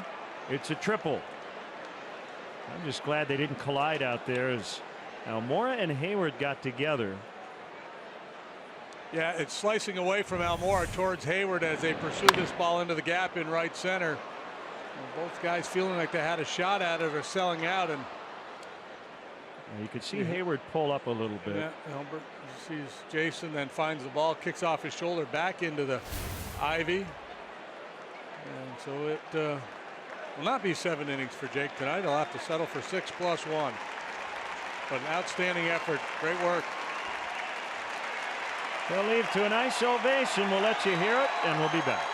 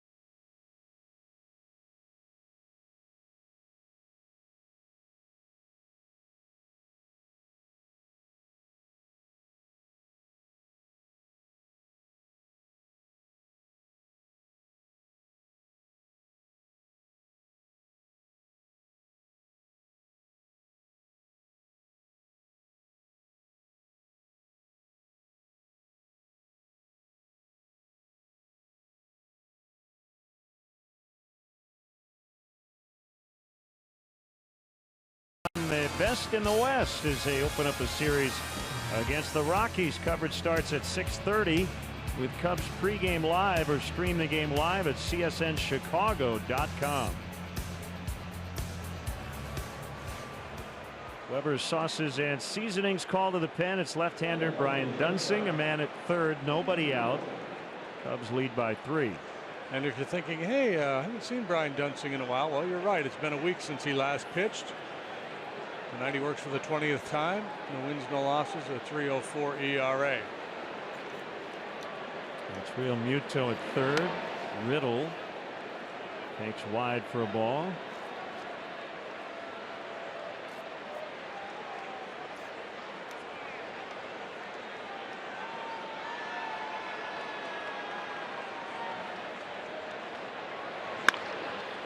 On a hop, and it squirts through Russell. Realmuto's in. It's now a 4-2 ball game, and the tying run will come to the plate. And that'll close the book on Jake Arrieta. And right through the 5 Yep. hole. That ball had a lot of pace on it. I believe that's the first non-throwing error charged Addison Russell this year. should be an earned run. I think Real Muto is going to score no matter what because Addison was playing back. So that'll be it for Dunsing. Pedro Strop is in, and we'll be right back.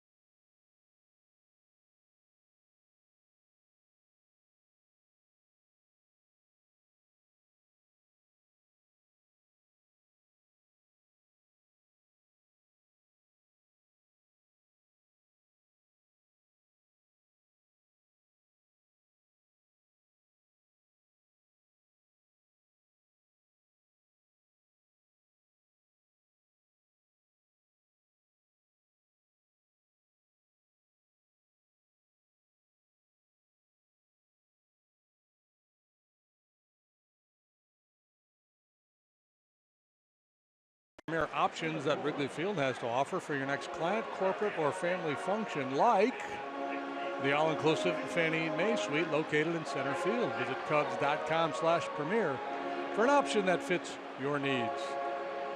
Arrieta started the inning. Brian Dunsing, and now Pedro Strop. Runner at first. Nobody out. And the batter is Moore. And he looks at a pitch low on a slider. That slider down and away like he knew it was coming.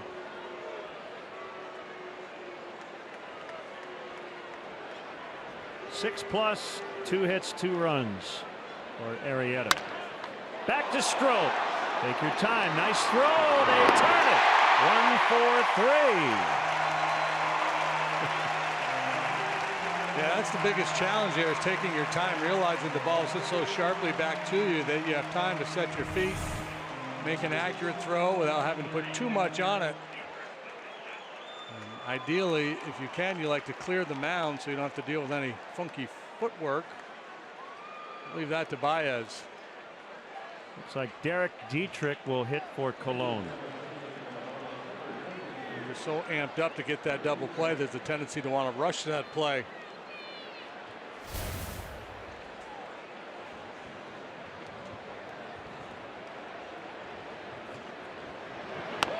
Outside for ball 1.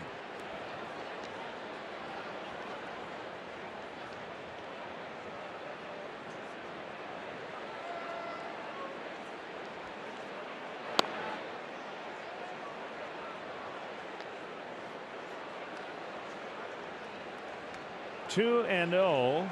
Ichiro waits on deck. Dietrich started at third last night. Fouls into the front row of the upper deck and then down to the main grandstand. 2-1. Dietrich, a guy can play all over the infield.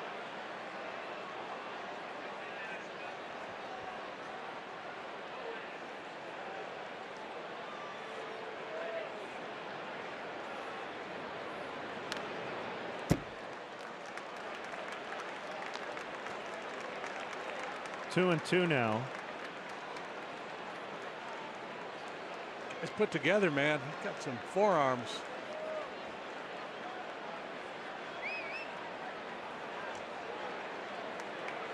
And a quick pitch. Driven to left. Jay will have to go chase it down. And Dietrich with an opposite field double. That ball took off.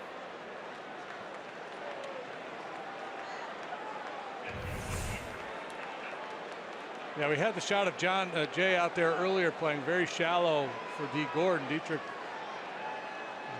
a bit stronger than Gordon, capable of driving that ball over your head the other way, and he does just that. Here's Ichiro off the bench with a hit last night. Now has 3,043 in his major league career. He is 43 years old.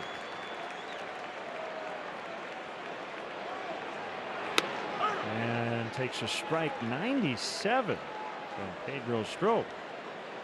Maybe tomorrow we can get an Uehara Ichiro matchup. That would be fun. Combined age of 85. Ooh, how about the action on that?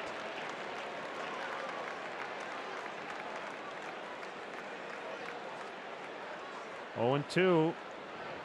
Rookie of the Year, MVP, first year in the big leagues.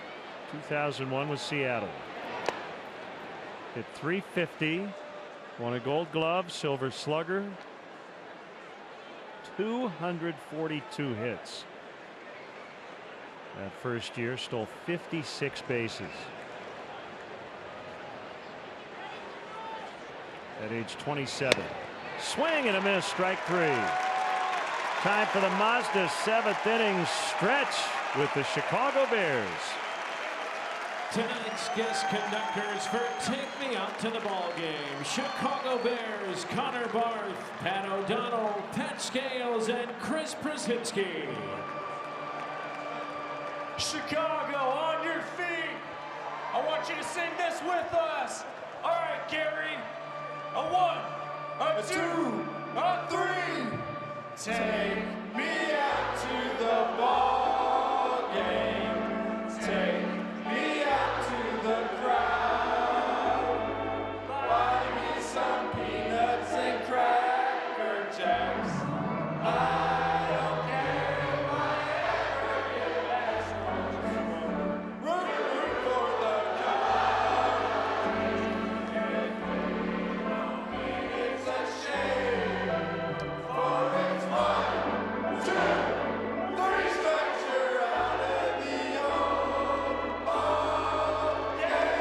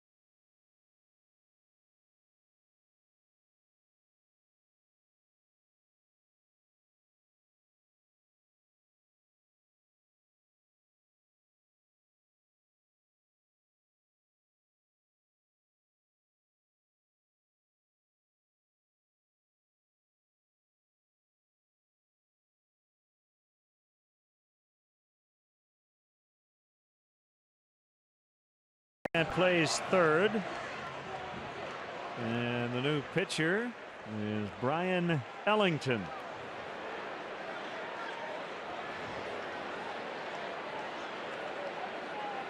Four to 2 Cubs late. Strike called, Chris Bryant.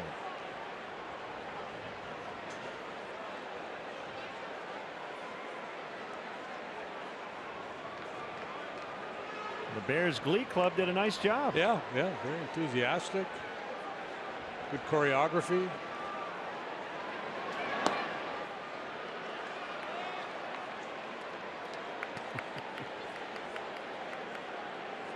They took up a lot of space in the booth. Some big dudes.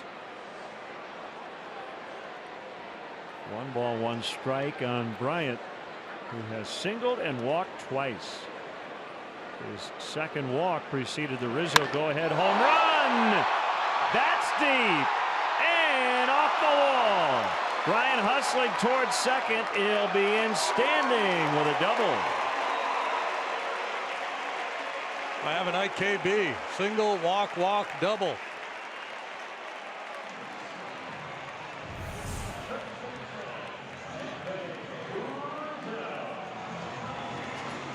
Two-seam fastball. It doesn't really sink, just slides across the strike zone. Boy, I thought for a minute it was going to get out of here. Didn't miss by much, just below the basket.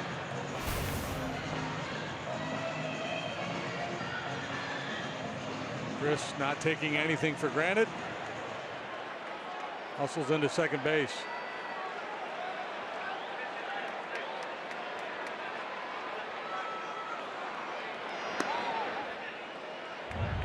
StatCast is powered by Amazon Web Services.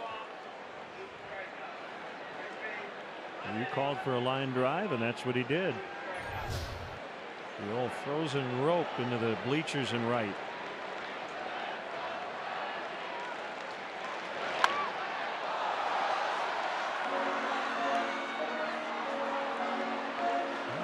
Another one of the big arms coming out of that Marlin bullpen.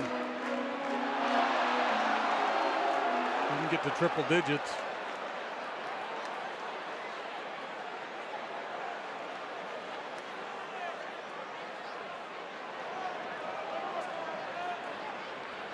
"26 years old, 16th rounder, University of West Florida.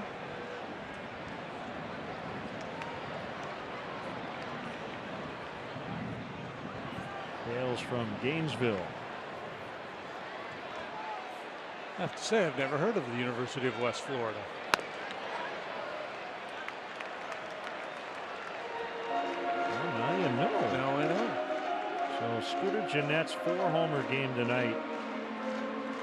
There are 2 players ever to hit a grand slam as part of a 4-homer game. Mark Whitten, Cards versus the Reds, 1993. The other to do it. The same matchup tonight. And it was a Cincinnati ball player to do it.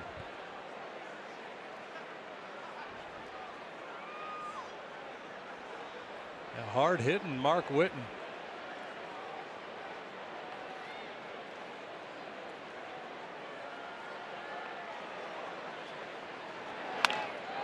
Muscled out into right for a base hit. Bryant being set. Here comes the throw by Stanton, not in time. It's 5-2. Rizzo's knocked in 4. And the Cubs have their 3-run lead again.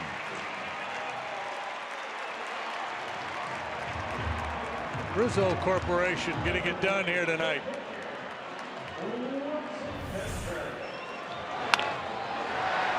Two-strike approach. Chokes up on the bat a little bit. Shorter stroke. Effective.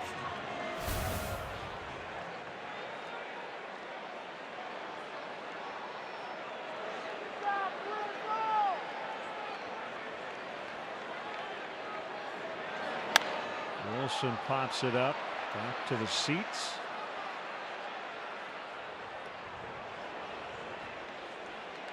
Pirates and the Orioles are tied at 5 in the 10th. Milwaukee beat the Giants 5-2. Chase Anderson, improving to 5-1, beat Matt Cain. 2 hours and 35 minutes at Miller Park. 7 2/3, no runs for Anderson. Yeah, he's been really good.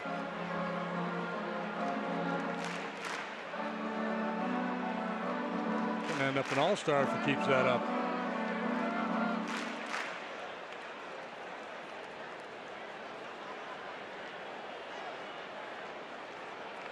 So the Cubs will need to close this one out to keep pace in the Central.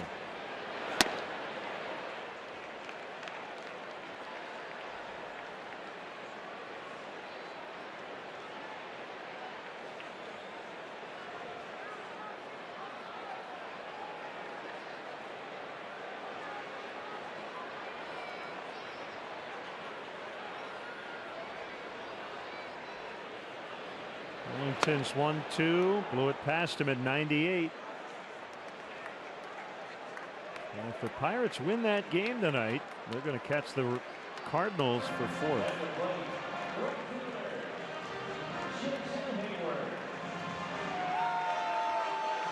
Meantime, the Astros went into tonight with a 14-game lead in the American League West, and the Nationals with an 11.5-game lead in the NL East.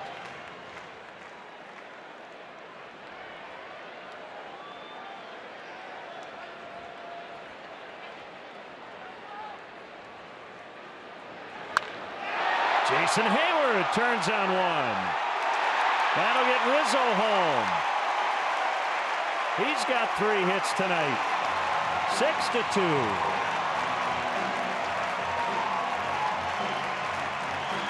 We're going to have to pass out a lot of game balls tonight with this performance. And that's center cut velocity, but in a sweet spot for Hayward where he can get extended.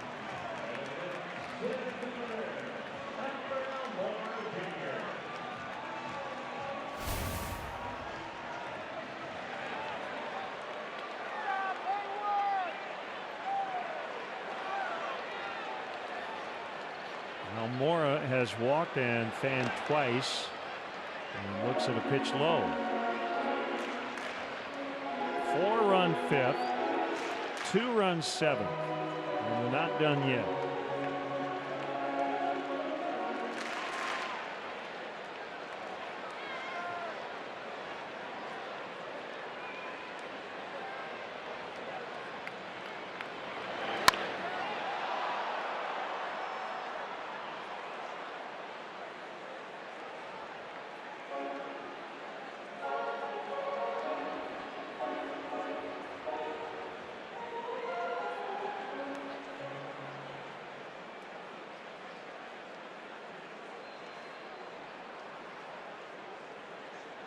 One and one on Almora.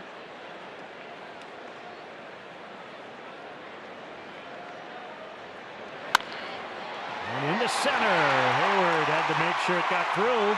He'll stop at 3rd. That's their 4th hit of the inning.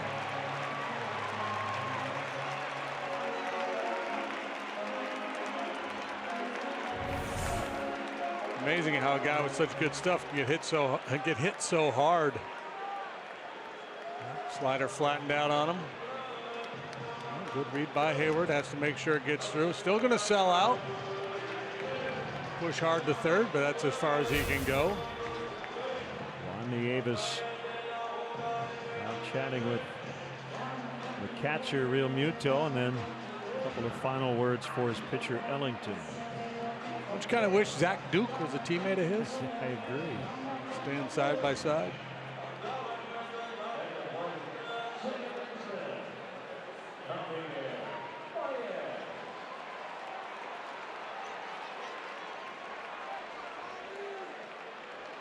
Well, you could say the Cubs bats have duked Ellington tonight. Muto out with some signs. See what they're going to do if Almora breaks, whether they'll throw through or not. Already a 4-run edge.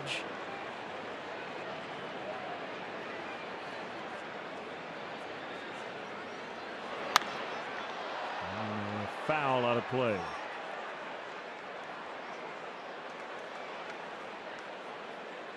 Well, top 2 teams in the American League East are the Yankees and the Red Sox. That sounds familiar. And Boston with a 5-4 lead in the 8th in the Bronx. Yanks with a 2-game lead.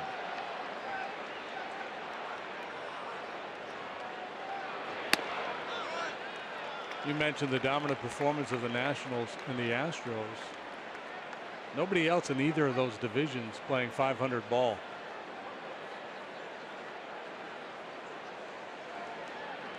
Those 2 teams playing great baseball, but a whole lot of mediocrity. The rest of those divisions, AL West, NL East. That's a fair ball. Hayward scores. Almora coming around 3rd. It's a 2-run double for Baez, and they have busted it wide open. 8-2. Just continue to hammer Ellington here. It's like they know what's coming. I mean, for a guy with his stuff, I wonder what the average exit velocity is for Cub hitters in this inning. They are just barreling up everything.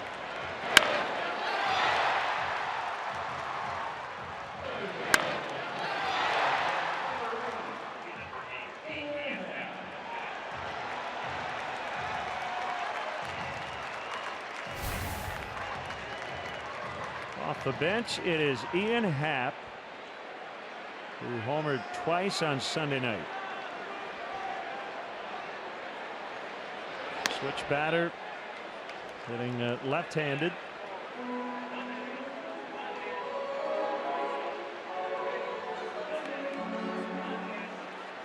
Double, single, strikeout, double, single, double here in the 7th.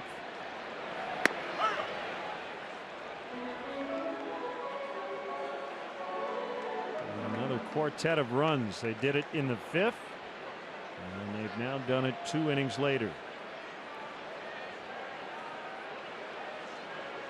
1-1 the count. Here's the pitch outside.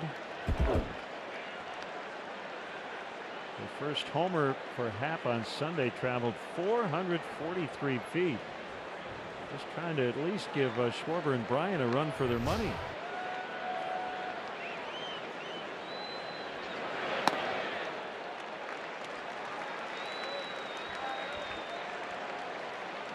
And 1, going to tighten up the batting gloves.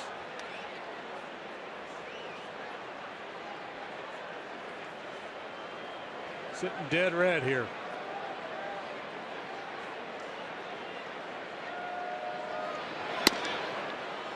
Ball 4. Let's go back a couple of nights. On the national stage. Just inside the foul pole.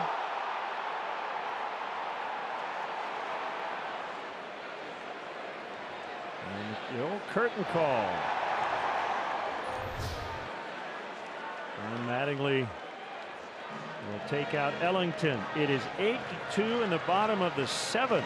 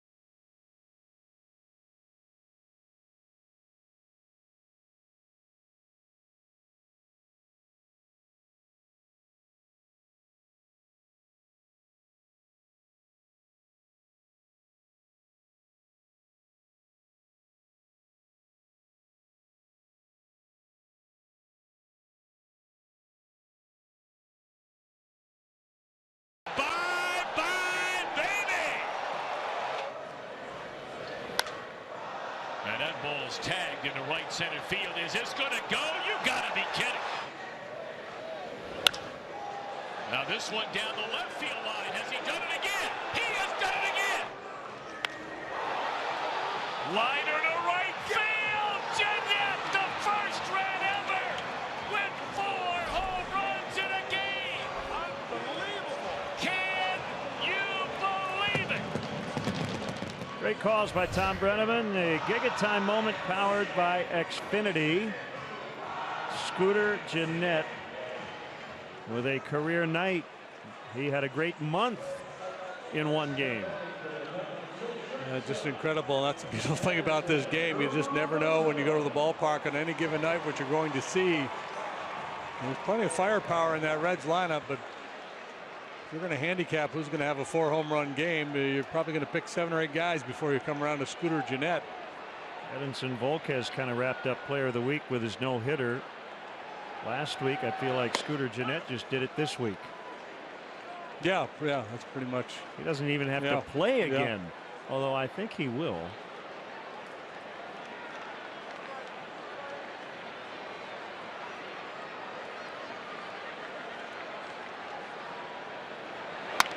Justin McGowan ahead of Russell. All I know is if Scooter shows up in camo, I'm not pitching to him.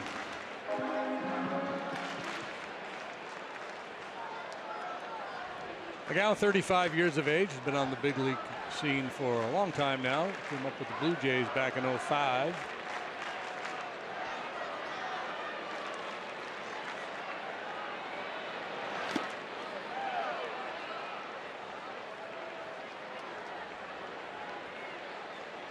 All right, I want to know how Scooter Gennett's OPS fared tonight. So he was slashing .270, .308, .450 going in.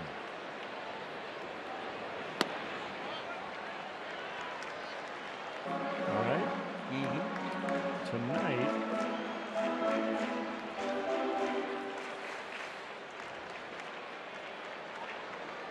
five for 5, 17 total bases. Now he's at .302, .336, .578. Wow, that's so batting average went up jump. 32 points.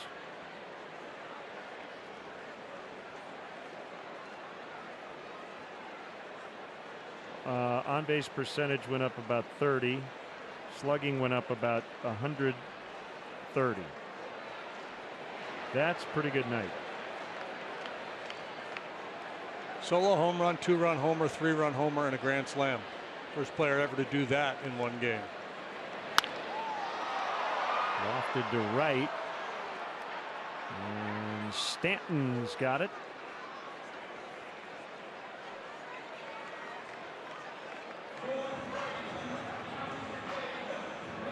Gennett in the third. Grand slam off Wainwright. In the fourth off Gant. 2-run homer. In the sixth off Gant. Solo. And then in the eighth off John Brabia. 2-run homer. So I guess he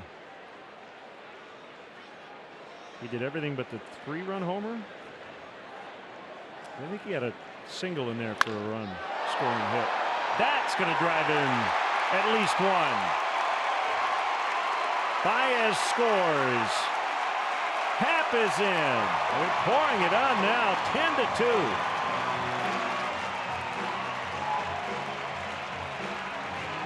And no answers from the Marlin bullpen for the Cub hitters tonight. They're doing a lot of damage after Jeff Locke kind of hung in there into the middle innings, pitching scoreless baseball into the fifth, but it has been an onslaught since then.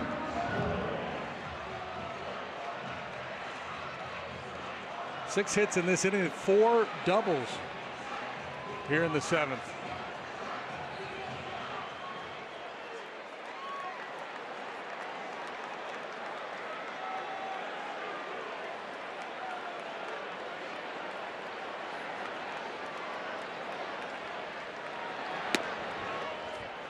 One and 0 on Bryant.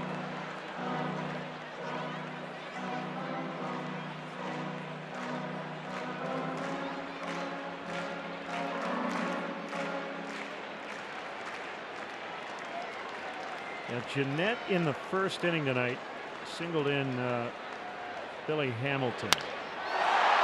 Deep left and caught by Ozuna. But the Cubs put up 6 in the seventh and lead this game 10-2.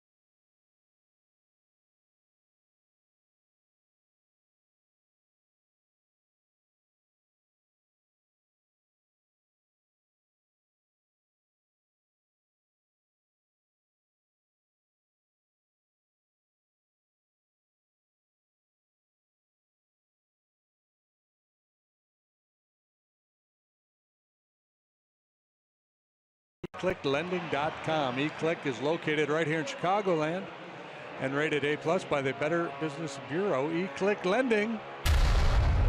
Your mortgage just happened. Well, the Cubs offense exploding in the 7th to hopefully put this one away, as Ian Happ now will play left after walking and scoring, and Justin Grimm will take over. Yeah, overall the numbers not pretty for Justin, and the motion to AAA really threw the ball well on Sunday. I thought it could be the beginning of something good for him. Busting that fastball outer third down around the knees.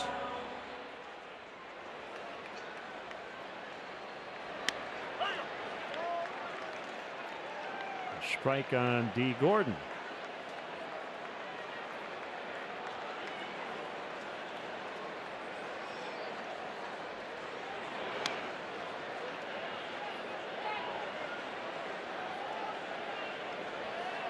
This would be a 5-0 start to a 10-game homestand.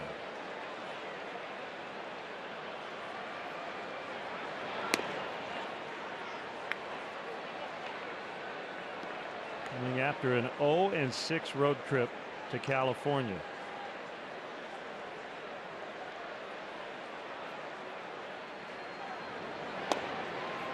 Ooh, ooh, ooh. I say again, ooh. It's a good pitch. Doing Horseshack here. It's a strike.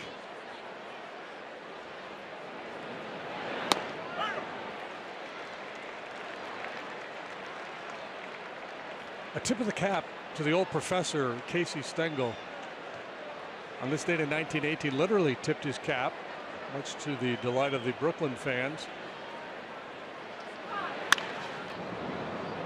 Backhanded play, Baez. Got him. Oh, wow. Yeah. Wow, that guy's fast, and he beat him by a full step. How about that play? How about that play with D. Gordon going down the line? This is electric. He was your pick on In the Loop. Yeah, that's big time.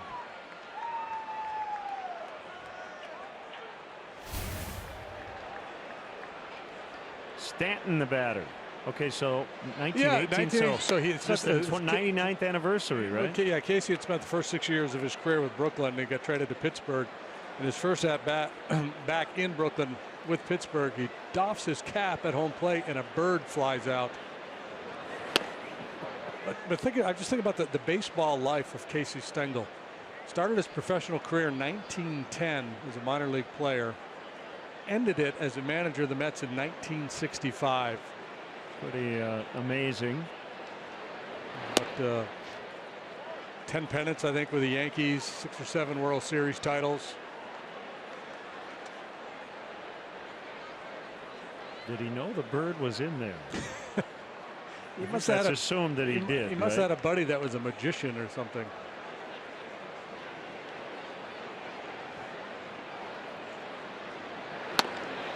Stanton turns away. The pitch is off the inside corner. Ball 4.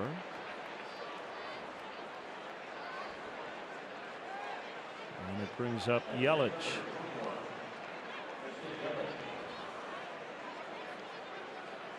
Stengel credited by many with platooning.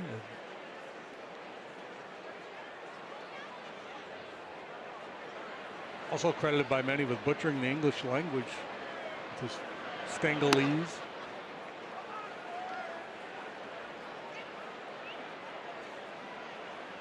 Contreras will walk the ball back to his pitcher.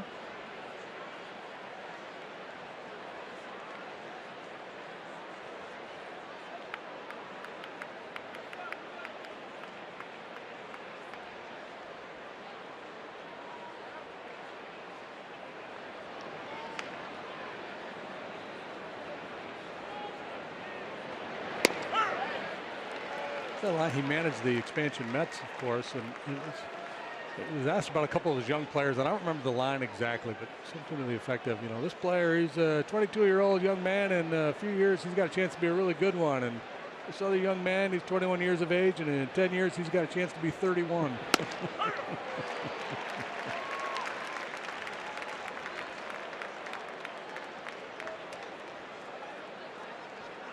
The secret of managing is to keep the guys who hate you away from the guys who are undecided.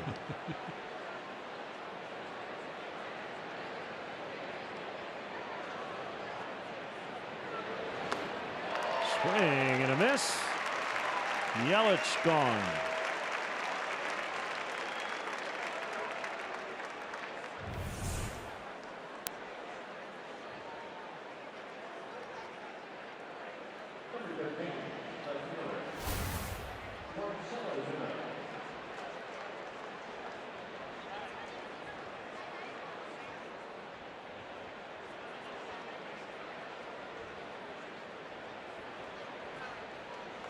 Ozuna with 2 outs takes a strike on the curveball.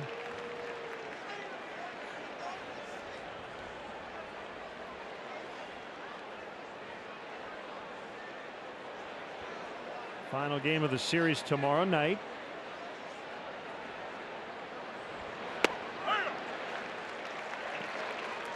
Jose Urena and John Lackey in a battle of right-handers. Urena 3-2 with a 380. Lackey 4-5 with a 490. It'll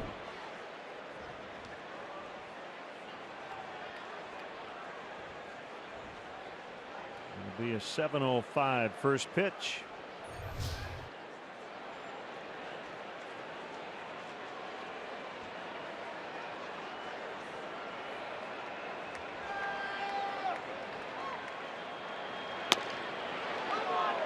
One and two.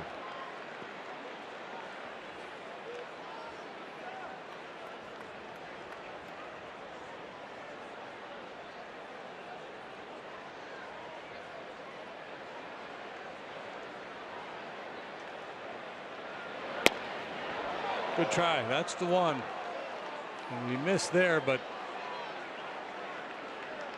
the ability to bang away at that outside corner down around the knees.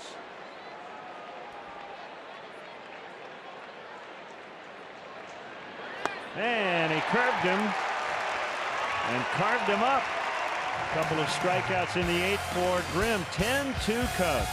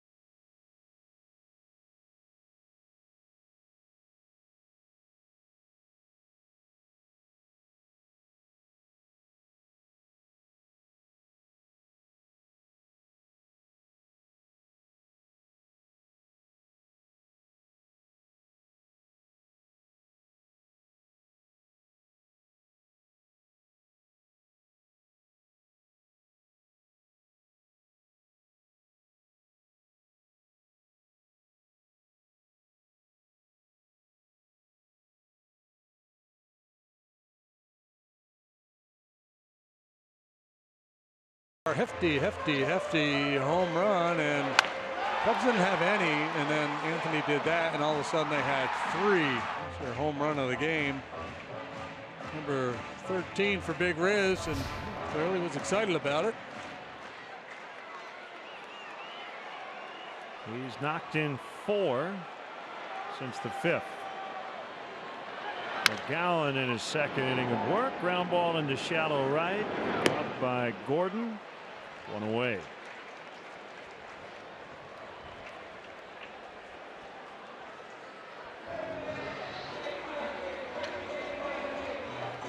Braves put Bartolo Colon on the disabled list. Father Time finally catching up with the big guy. Some pretty ugly numbers so far this year.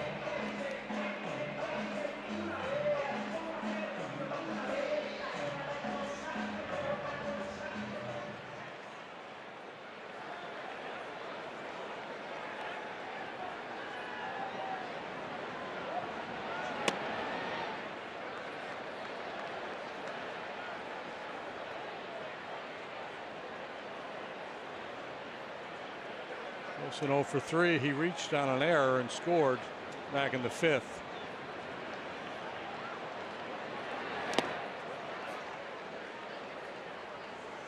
Two and nothing.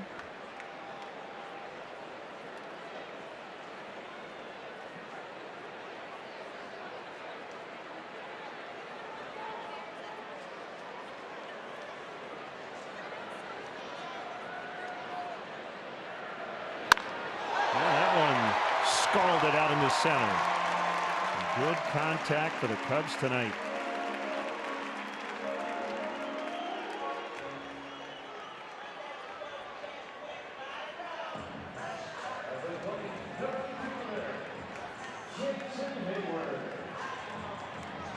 Jason Hayward looking for a 4-hit night. 3 out of 4, 2 doubles and a single. Blistered the ball off the wall and right for his double last time up.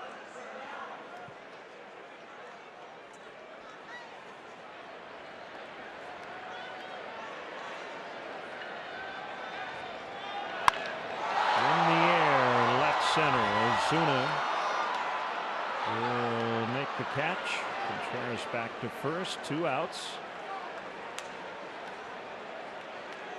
And now Almora, 1 out of 3 with a walk and a run.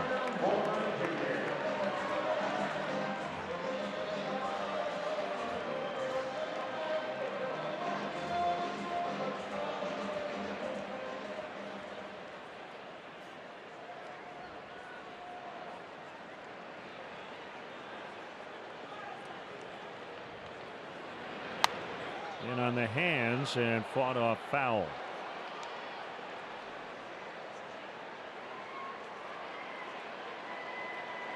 All-time series going back to 1993 is pretty tight. They'll win the night. The Cubs would be 3 over versus the Marlins all-time. 95 and 92. 4-game series coming up later this month at Marlins Park.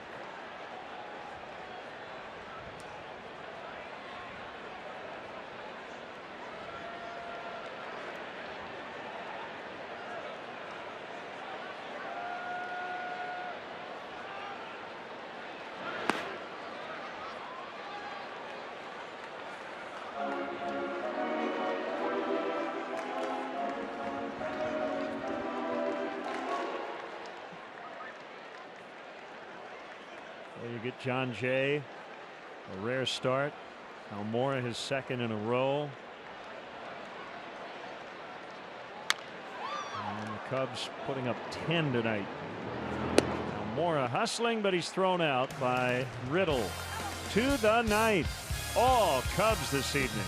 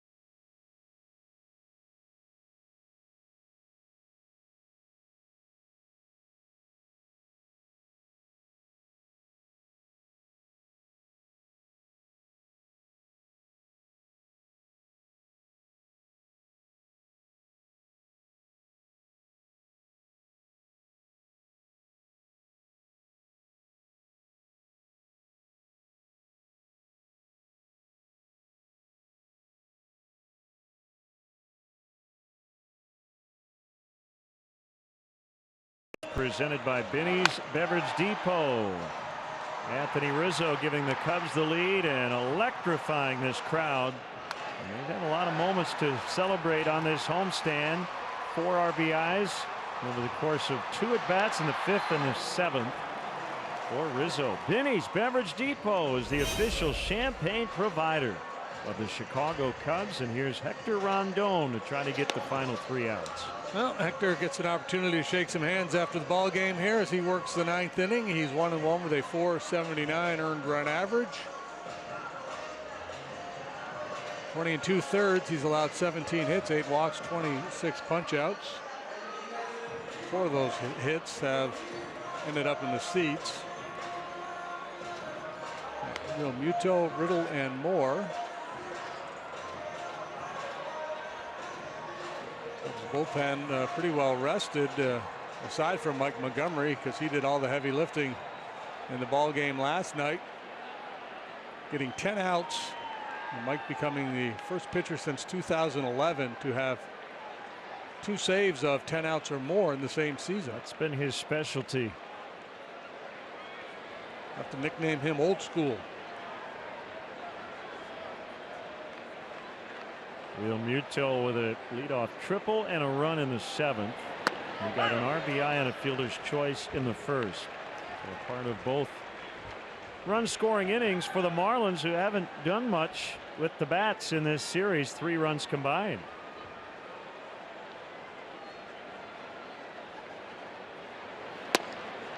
That's a strike. And just 3 hits all night long for the Fish here tonight.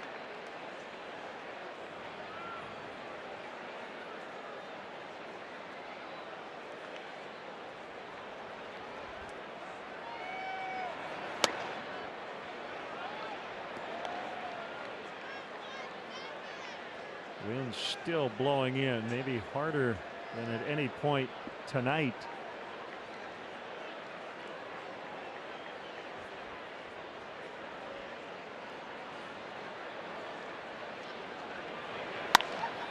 Popped them up right side, and it's Rizzo over near the tarp. Didn't scale it this time, and that wind carried it right out of play.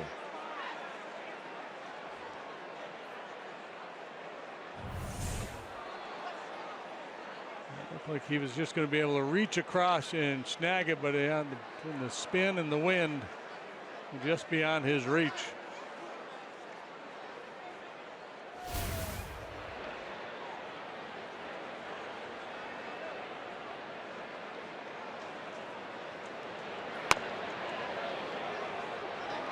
Two balls, 2 strikes.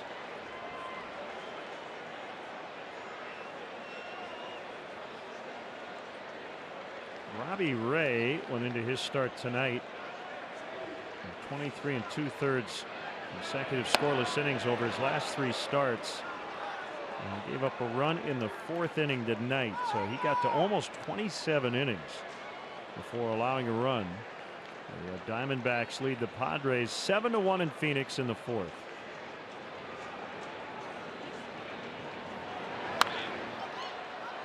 Yeah, I bet you fantasy players have been snapping him up. He's a talented kid. You kind of see this coming.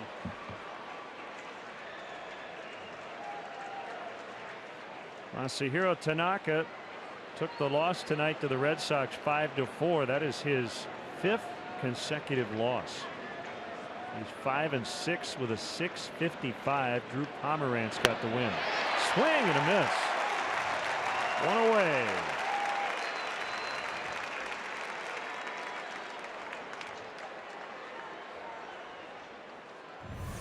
Grimm finished his outing with a couple of strikeouts. Rondon starts his with a swing and a miss of Real Muto out in front of that slider.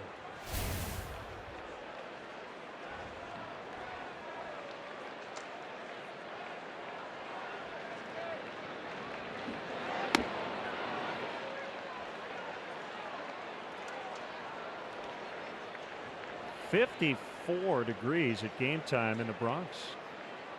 So it's not the only one in the Midwest. June 6th, 54 at game time.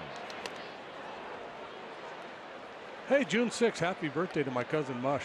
Big Cub fan. Happy birthday.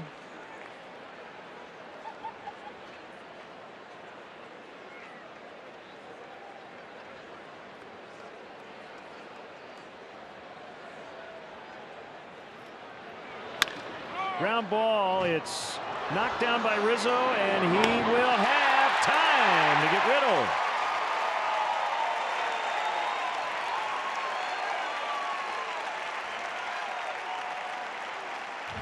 Well, perseverance here for the big guy. Mishandles, but quickly scrambles over. Rondon does a good job of getting to and hanging on to the base.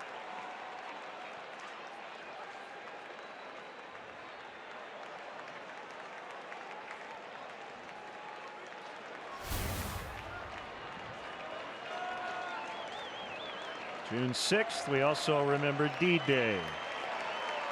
73rd anniversary. Invasion at Normandy. June 6th, 1944. 2 down, 9th inning. Here's the first baseman, Tyler Moore. Foul strike.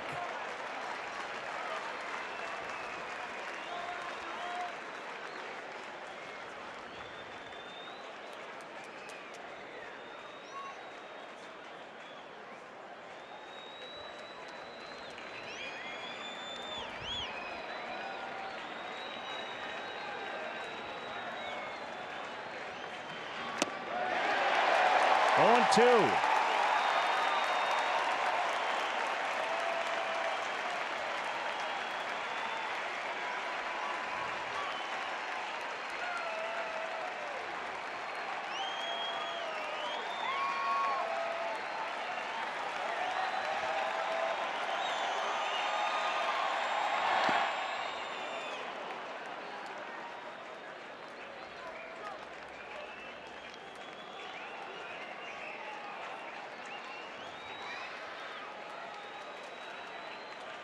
Arrieta, Dunsing, Strop, Grimm, and Rondon.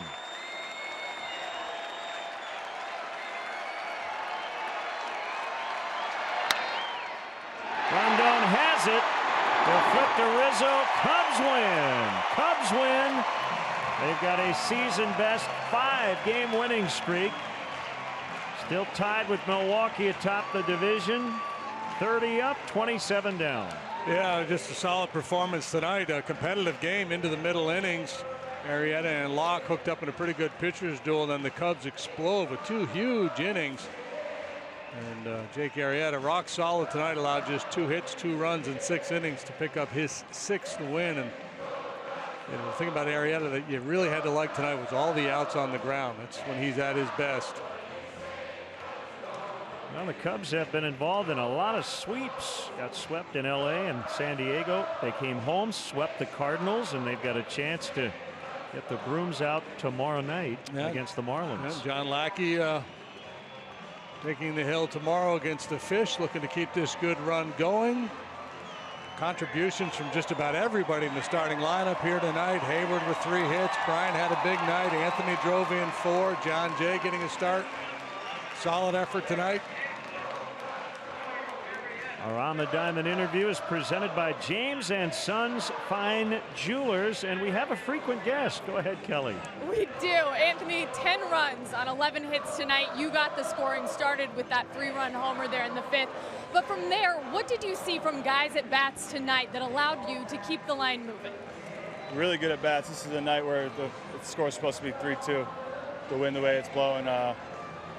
Chris hit a couple balls there that just died down, and everyone just stayed short, stayed with their approach, and that's what we do. It was only a matter of time before we started stringing together good at bats, and it's contagious, and we really want to just keep it going. So many contributions up and down the lineup, but a guy who had another big night tonight, 3 hits, 2 RBI. Jason Hayward, what do you love most about seeing him have so much success this year at the plate? I love his solid approach every day. His routine is very consistent, and he just keeps chipping away, and that's it. That's all you got to do is, or all you really can do is have a good routine, and he does it, and he's very professional about it. Okay, you guys are off to a 5-0 start in this homestand. After a difficult road trip, what has been the biggest difference, do you think? Home cooking. I think it's the fans here at Wrigley. I think we're a different ball club here this year. We'll figure it out on the road, but it's really nice to play well at home and in front of these fans at Wrigley Field. All right, well, we'll look to keep it rolling. Thanks, Anthony. Thanks, Kelly. Appreciate it. There you go, guys. Not the DJing by this guy though, right? That can't be it. You could have asked him about his musical tastes. He was at U2 the other night. I'm in. I'm all good. Thanks, Kelly. As Anthony gets a gift card courtesy of James & Sons Fine Jewelers. So for JD, for Kelly, and our entire CSN crew here at Wrigley Field, Len Casper with your final score. The Cubs 10, the Marlins 2. We're back with you.